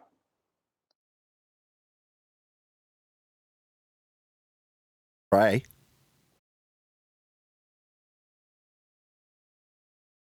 Sorry, Nathan? I said you could pray.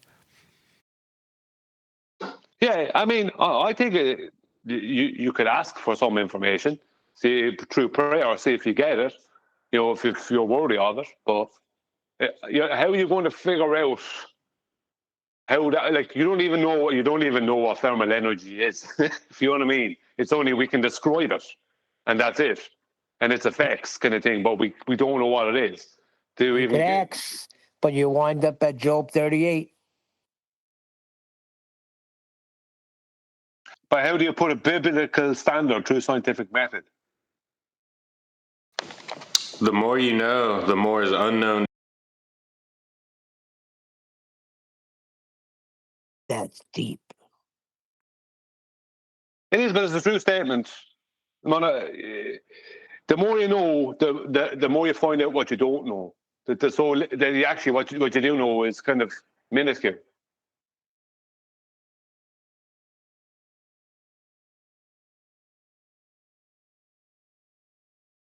I think it was. What do you mean? Just 1 second. I think it was Picasso said it took him 50 years to learn how to paint like a 5-year-old. That statement. That's kind of along the same lines.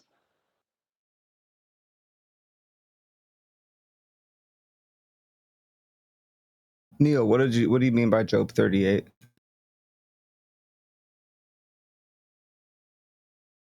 Well, that's when that's when God tells him to gird up your loins like a man because now I'm going to speak.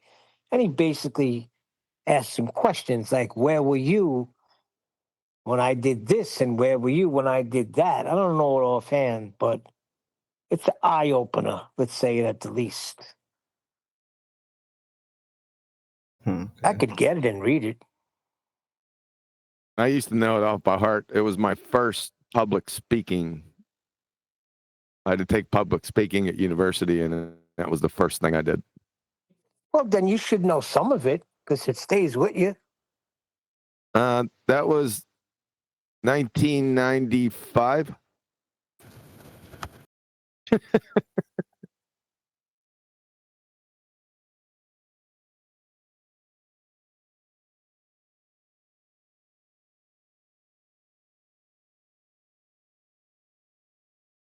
Damn, right before I was born. Really? Yep, 90. That gives me a warm fuzzy.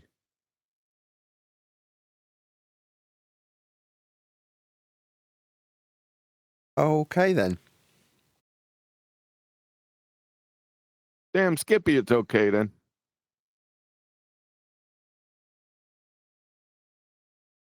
I have one more question about scientific theories. Okay. Can a scientific theory be debunked?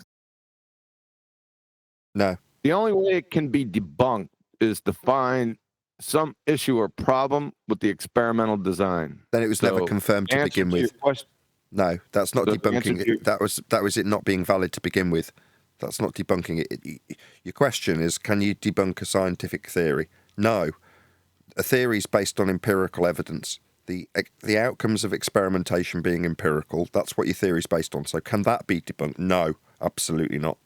If it can, it was never a theory to begin with. It was never a scientific theory to begin with. Sorry to criticise you, Q, but that was the moment for me there. You're wrong, QE. Really wasn't. Pardon? So if you find a flaw in the experimental design, then you can put it into question. How about that? Yeah, but then there's a flaw in the experimental design, which means that the claim to be theory wasn't a theory, was it? That's true.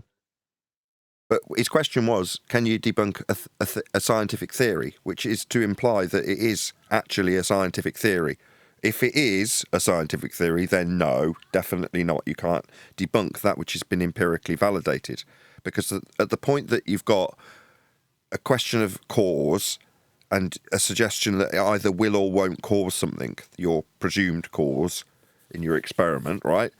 When you vary that thing and it does cause the effect that you're studying, that's what's going to form your theory.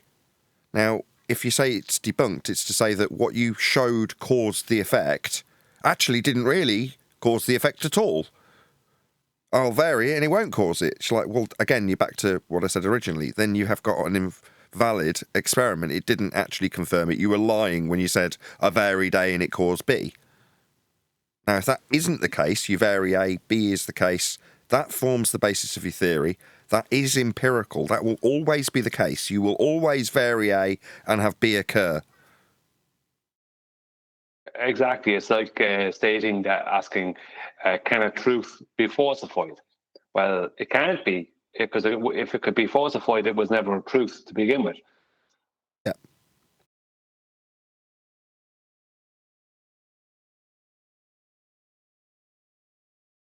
My work is done. This house is clear. Yeah, I mean, props to you. We're having to disagree with something that your off-the-cuff answers slightly incorrect with, but it's only because of your high degree of training that we were able to do that, right? It's not incorrect. I just came about it. I'm not poking the bear. I'm just saying, your training is exemplary. It's the moment when the student blocks the sensei. Well, it might have been good, Chocolate, if I would have been able to hear it. He said that's the moment where the student blocks the sensei. It's like, is that air you're breathing?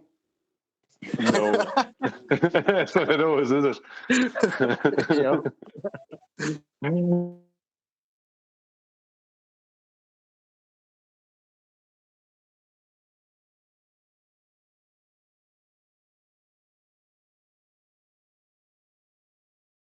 No, I'm totally with Nathan. Huey, you memorized the whole of 38, Job? That's a lot. Yes, it is.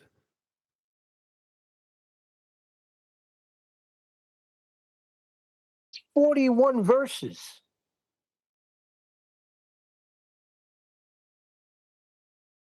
And how long did it take you to memorize it? I was familiar with it, but obviously it took practice. Practice, practice, practice. You know what they say, right? Practice makes perfect. Better. Nathan. I have a funny suspicion that somebody was putting you to the test there. I don't think so, Brian. But that's how he's going to spin it. Who's he? You. The spin doctor. Yeah, whatever. Yeah, whatever. It sounded to me like y'all are mixing up scientific theory with scientific law.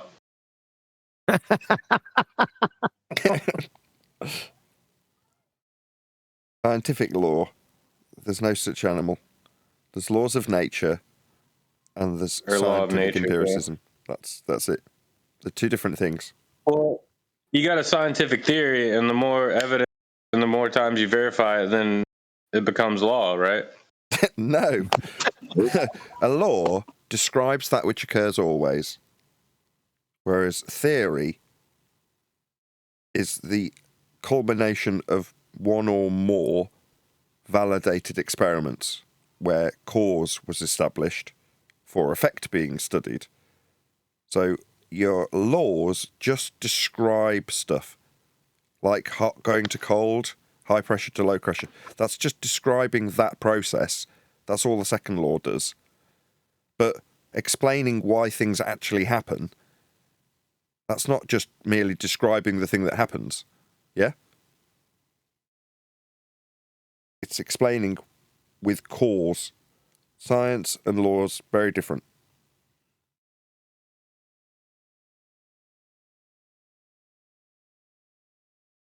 So you're saying the theory is the explanation of the law? No. No.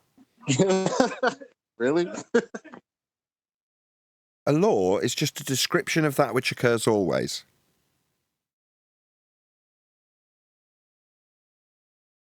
Just describing something. Yeah? Well, a phenomena. So earlier we were saying, well, you can't put the second law through the scientific method. I mean, you could attempt to, but describing hot going to cold is very different to saying, why does hot always go to cold? What is the cause of that process?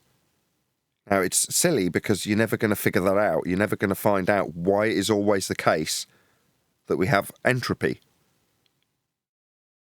You can try, but you can see something like, as a very crude example, a hot spring with boiling water in it and go, I wonder what caused that. And then you start varying and manipulating presumed causal influences till you figure out the actual cause of that effect. But then you know what causes that effect beyond all doubt, as opposed to just describing how water looks when it boils. Well, if you just describe the water boiling, that's more akin to a law. Explaining why the water boils, that's scientific validity through experiment. Just change the pot.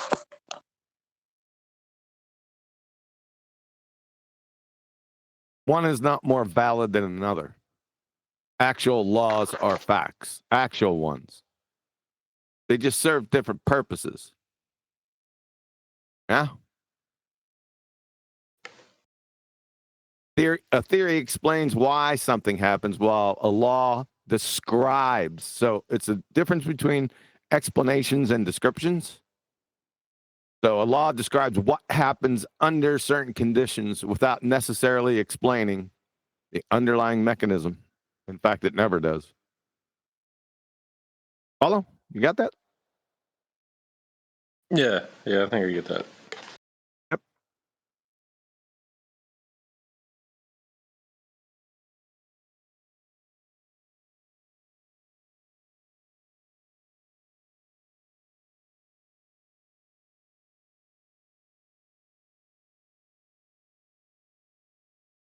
I got a feeling these science presentations are going to come back at some point. Yeah. Yeah, they need to. They need to. Yeah. I thought we were going to do that. Yeah, but we're going to wait for the dust to settle. I haven't given the go yet. I can't lie. I do miss sometimes hearing the body of science. The pink writing, those days were a lot of fun, man. Getting those every single time, just exposed everyone that jumped in there. It was kind of a comedy, wasn't it? If mass, then mass. I'd like it when they change it.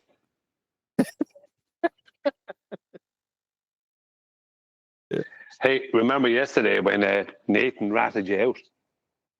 Did he rat me out yesterday? Well, he gave the game away. Yeah, he wouldn't let the silence go, right? Just wouldn't let it go. Just let the silence, let it be what it is. You remember Superman 2? Nathan didn't break the silence, though. SC Montreal did. Well, that's true.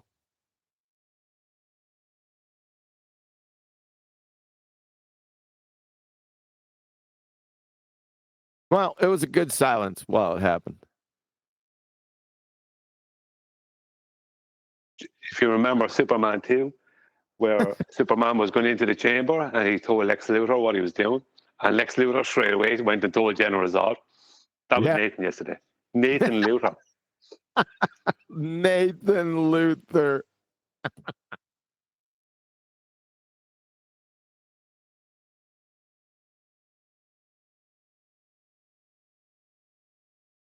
I was on politics server. You know, I'm back on politics server, by the way. It was a lot of fun last night, but that's beside the point. I went for nearly a month every day. If I wasn't there, somebody, either Miggy or Jetty was there.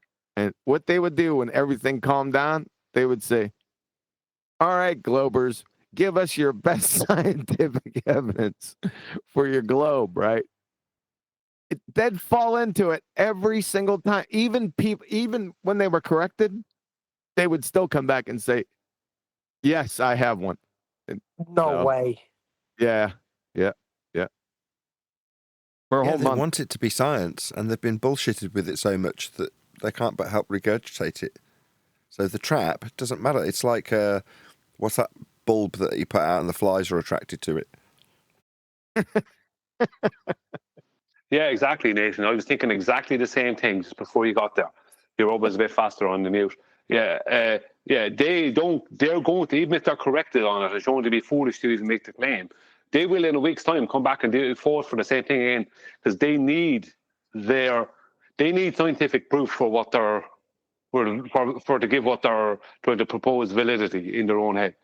And they then need it. Yeah. And then at the same time, be told that there is no proof in science. So they're in a conundrum, sort of. Even though they know it's a trap, they still try to come in with scientific proof. Wow. Yep. Guess what their number one proof is? Go on. Gravity. That cannot be true. Is that the law of gravity? You never know with these guys. A law of gravity is different than gravitational law. Yeah. Yeah. Yeah.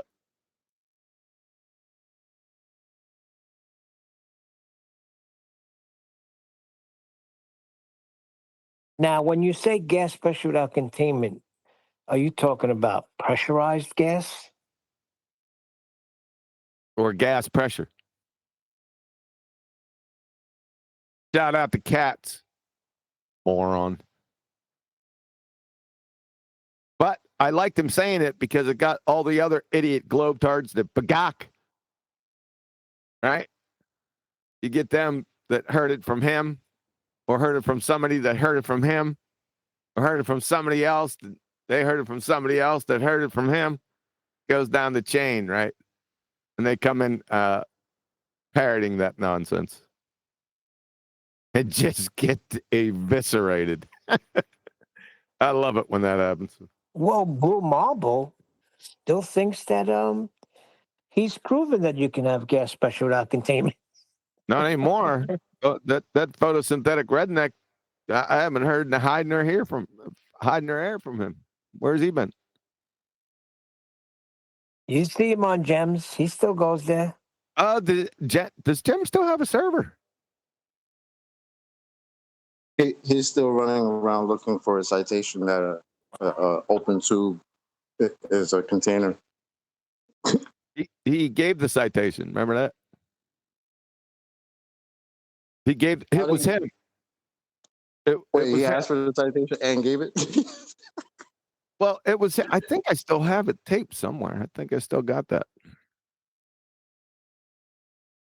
You guys. In fact, what reminded me of him last night is because I took somebody down the same old idiot road in politics that hillbilly blue balls made a huge, massive error because they're just surface puke regurgitators. They can't connect anything.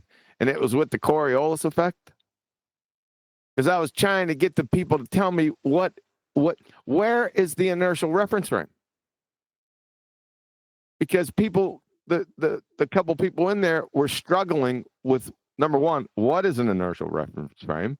And number two, in a scenario, and I gave them the scenario with the stars, with the drone hovering and the stars moving. So the drone was in the inertial reference frame. That, the 18-second time lapse that destroys the entire heliocentric Baltard spinning space monkey religion in less than a Planck time. They got a hovering drone. And then as soon as the stars move, it's all over for the Baltards. It's game, set, match. And I'm trying to get these guys to figure out, because they're coming with all their idiot scenarios, balls on trains, planes, trains, and automobiles. I'm sitting there, listen, you still need an inertial reference frame. Because I defined the Coriolis effect. Well, just a little background with Coriolis. If you follow where I'm going with this. Anyone follow where I'm going with this? Let's see.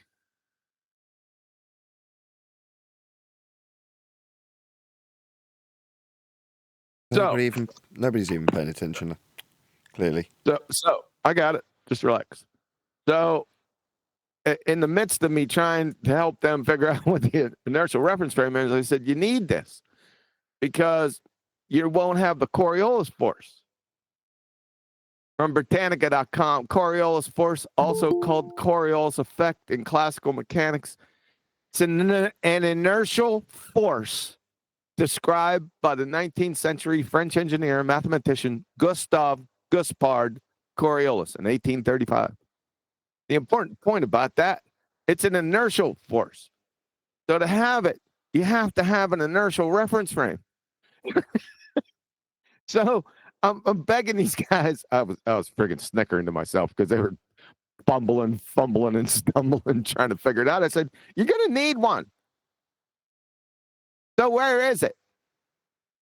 And they couldn't do. I said, you're going to need it because that follows Newton's laws. I said, Newton's laws are debunked anyway, but even in your own fairy tale paradigm, Newton's laws are only valid in an inertial reference frame. That's the big mistake that Hillbilly Blue Balls made back in the day, and I rubbed his nose in it. That's one of the thousands that he made, but it was a lot of fun. Speaking to last night, by the way. I think you're right. I don't see Gem Panda anymore. I used to have him on Discord, but I don't see it. The top two responses to arguments about the Coriolis is planes fly backwards and hurricanes move in a 100% straight line. It's toss up, I think, which one's better, but yeah. No, hurricanes are winds. Hurricane winds. Yeah, hurricane wind. Move in a 100% straight line. Yes. That shout out to Kosho. Guess where I seen him last night? Guess where I seen him? 7-Eleven. Where? 7-Eleven.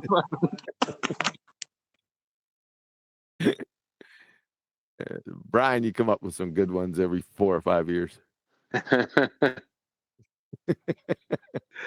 By the way, I listened to what you said a minute ago. Wait a second. Guess where I seen him? Come on. Politics? Nope. On the side of the road. Up on the side of the road, picking up cans. Too funny. So you made politics a guess. There's only one left.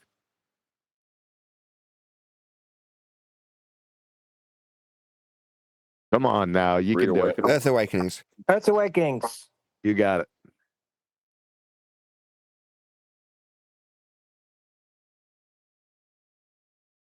And what did he say? I turned it off. On what you were saying a second ago, I was brushing my teeth, so I couldn't join in. But when you were bringing up the inertial plane... Hello? No, go ahead. Sorry about that. Yeah. When you were bringing up the inertial plane and for the Coriolis, or the inertial frame of reference for Coriolis, instantly it came into my head Newton's laws of motion. Instantly came into my head, and then that's exactly where you went.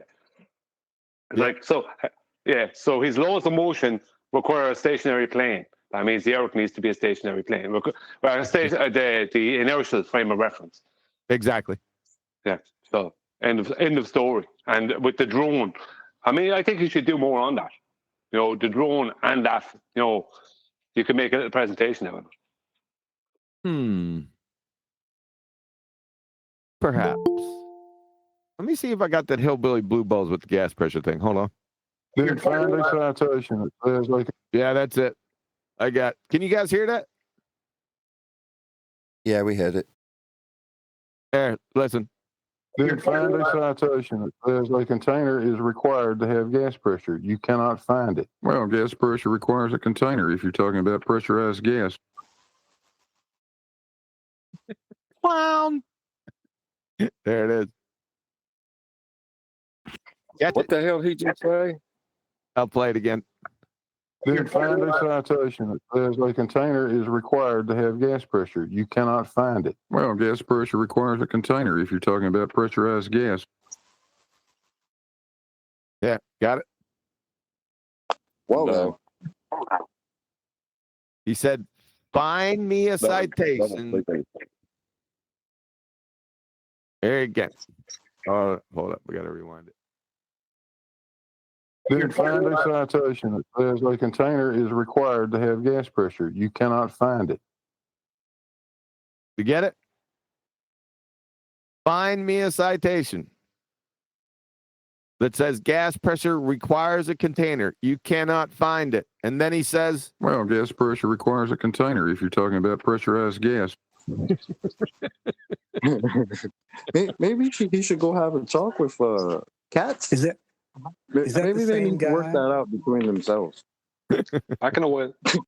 Good morning. Good morning. Good morning. Is that the same guy saying the same thing twice? Yeah. Opposite? Oh my Yeah. God. You know, I can't find a citation on how to tie my shoes. Does that mean that I don't need? Yeah, to tie that's my another shoes? topic. That's another topic. But he did the opposite of that. He said he asked for a citation and said you'll never find it, and then regurgitated gas pressure requires a container. You can't make it up. They say you need laces to tie your shoe, but I don't see no laces. Well, I guess you need laces to tie your shoes. Basically, that's what he just did. I don't think so. Laces is the It's somehow container. it's somehow dumber than my analogy that was trying to be purposefully stupid. Yeah, it was dumber Somehow than it's mine. dumb. That's why Kiwi didn't get it.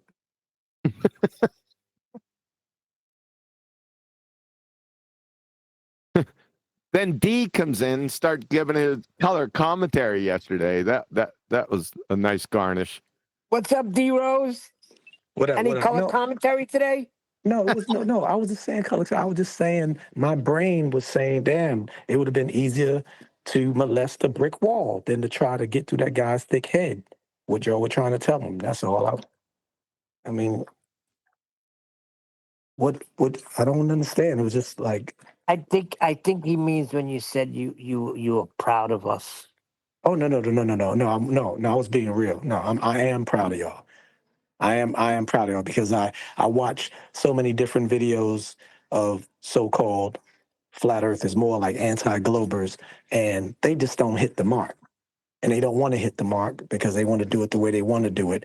But I did share something on the Master B that nobody even responded to because it got ignored. It was a big paragraph. It was something that Eric DeBay had shared maybe years ago, and it was basically the nautical and aerial professionals of the military and of, aerodynamic field profession who were with us, and they were breaking down the different things that we talk about: earth measurements, celestial navigation, everything, the bull crap of Coriolis.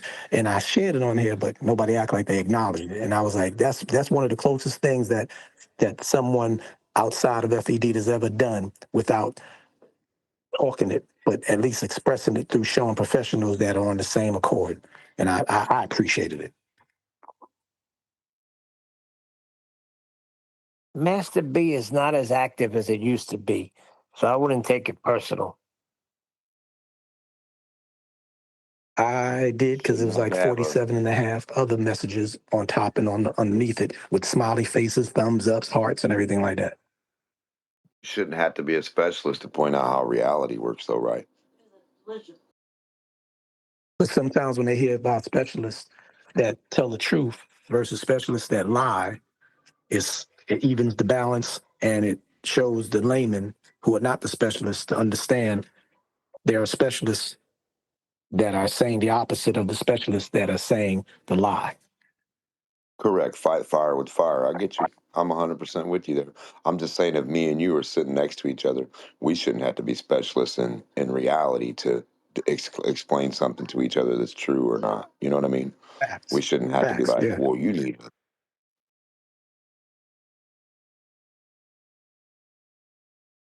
But if you are a specialist, you need to be correct about what you specialize in.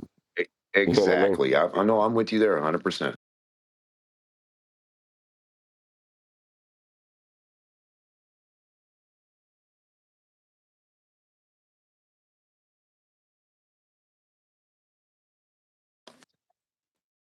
Nathan, I need you to do something with EQing my mic or whatever. Not my mic, but whatever. I have a iPhone 15 quality mic.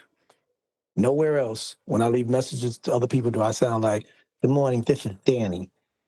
I was wondering if you got this lift for me. Please fix it, Nathan." I heard Listen, myself I got the yesterday. same list.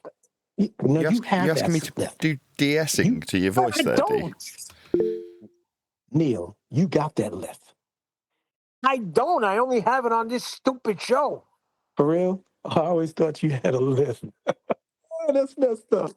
Yeah, I listened to the premiere yesterday, and it was when Nathan was saying that somebody said to me, "I'm not mandated to be on the show," and I'm like, I heard myself. I was like, "This is crazy." You got to do something about that, Nathan. I'll get right on it. Sure you will. Succotage. Why do we all sound like Sylvester? You don't. You're just imagining it. People often hear their own voice back in recordings and think they sound strange. That's because people sound strange. No, Nathan, I've heard myself for years. I'm a recording artist. I've never sound like I went, oh, say, can you see? I don't sound like that, so stop it. Sylvester the Cat singing the national anthem.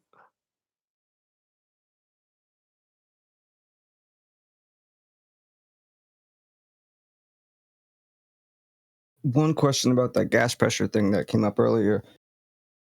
So you need a container for gas pressure, but do you need a container for unpressurized gas?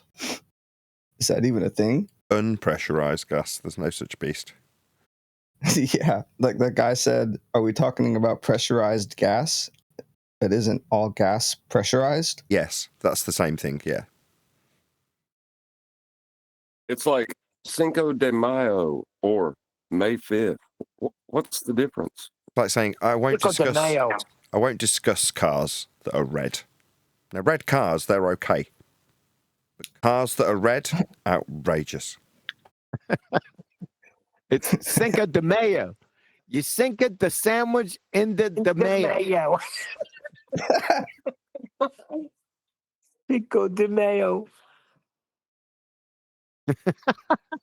That was a good one. I played that the other day on QE Live. That was the Spunk Monkey Sly Sparkane. That was pretty fun. Did you hear that, Nathan? No, he didn't, and you should do that right now. Play some of them golden numpty clips. That one's pretty funny. There's two parts to it. You'd like it. It's because you and Sly had sort of this sordid relationship. Okay. You going to play it then? I don't know if you can hear it. Oh, I got to search it out. I got to find it. 1 second. Is Sly still running around? Is Sly still running around asking people where's the barrier at Mount Everest? That is that still a question that's being posed by the Globers? Is that still a thing? Yeah, they think that you need a barrier between each gradation of pressure to have pressure if you need a container for Yeah, pressure. I don't want to give away the game. Wait till you hear it. It's funny. So I don't know if y'all recall the same guy I told you at work that we were going talking, discussing this thing, and he's basically a globe-tard. But anyway, we were talking about gas pressure. I was talking to somebody else about gas pressure, and so he was talking about, he threw the vacuum thing in there. I said, excuse me, before you go any further, I said, when you allegedly went to MIT, what was the vacuum in? He said, he paused because he knew it was a trick question. The way he looked at me, he said it was in a glass. A glass what? A glass container. I said, okay, well then stop it. Just stop it. You've already, pretty much agreed with me. But he was trying to make a point about ethanol gas. When you go to gas, he said, well, you take gas out of there and put it in the car. It's not in a container. I said, yes, it is. It's through the pipeline, and it's being channeled through with a medium of liquid so they can go in your car. Otherwise, you just take your pump and just put the pump in there and just squeeze it. There's going to be some type of pressure that's going to push that gas from that gas tank in there. They just happen to use a fluid. I said, but still, until you pull that trigger and put that pressure on there, that gas is in a container from that fuel line in the ground, through that tank, through that gas station, all the way out through the little hole into your car. And it's being channeled through with another medium, through the water, whatever. I don't know what that substance is that they use. I don't know, but it's a gas with a liquid. So he couldn't get out of the container thing. But he tried. He tried the mexosphere, stratosphere, stratosphere, all of that. I was like, bruh, are you serious? So there's people that actually really still believe. And this is a pretty smart guy. He wouldn't be working there if he wasn't. But he really believes in the layers of the sphere, of the atmo, different levels of atmo, whatever they call it. that's, retains and contains the gas pressure. No, he's still talking about existing gas pressure.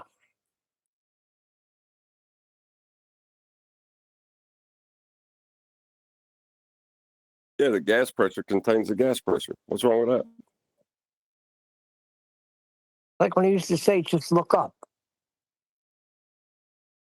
Yeah.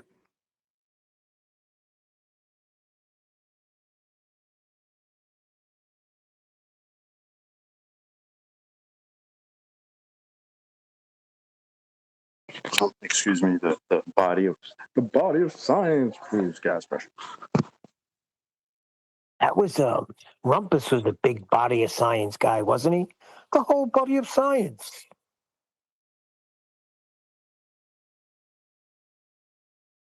Yes. Literally, the body of science proves everything for Rumpus.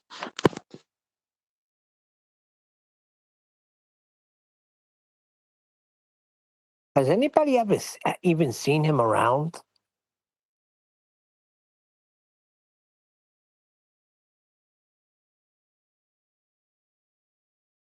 I take that as a no. He got kicked out of every server. Moment of silence for Rumpus.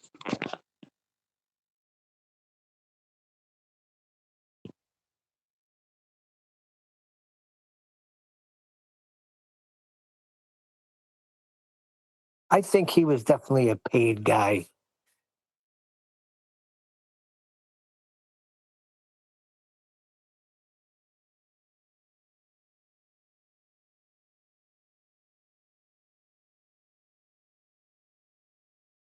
Yeah, if he wasn't paid, man, he said some of that stuff without any motivation or anything.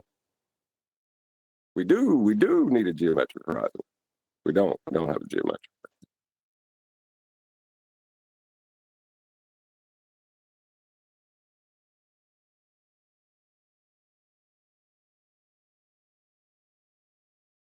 He was like a lost puppy about 2 years ago. That's the last I heard of him. I forgot where he was, but he was looking for a place to join, and he just couldn't find anywhere. He was kicked out of everything.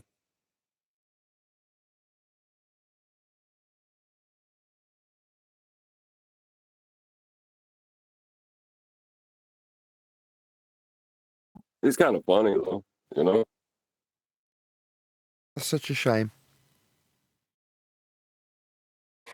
Yeah, it's such a shame that QE can't find this clip.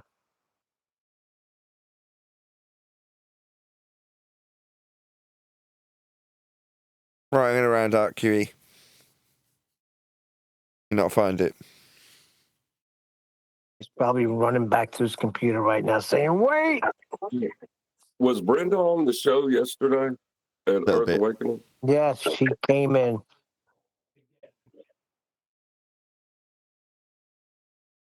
I thought I heard her, but I just really like to know if she knew if it knew to still be food now, or if it had forgotten that it was food and needed to be reminded later. How did it know? Doesn't matter. Well, you're smarter than me. Did it forget? Did that sandwich forget to be food? No, did it know at one point in time and then forget?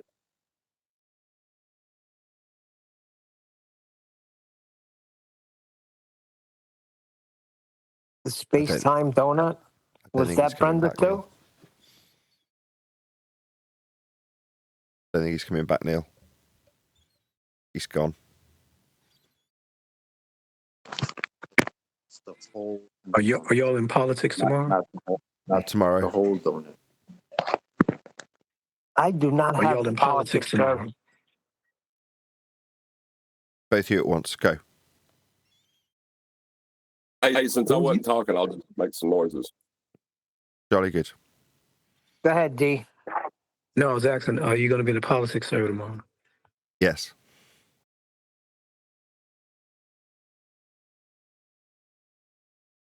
Alrighty then. With that, I'm going to say another huge, massive, enormous thank you to both Discord and G Plus panels for making today's after show possible. And of course, a massive thank you to all of you for liking, commenting, sharing, subscribing, joining as a Nathan Oakley 1980 channel member, and all that good stuff. I've been Nathan Oakley, and I will see you all in the next video.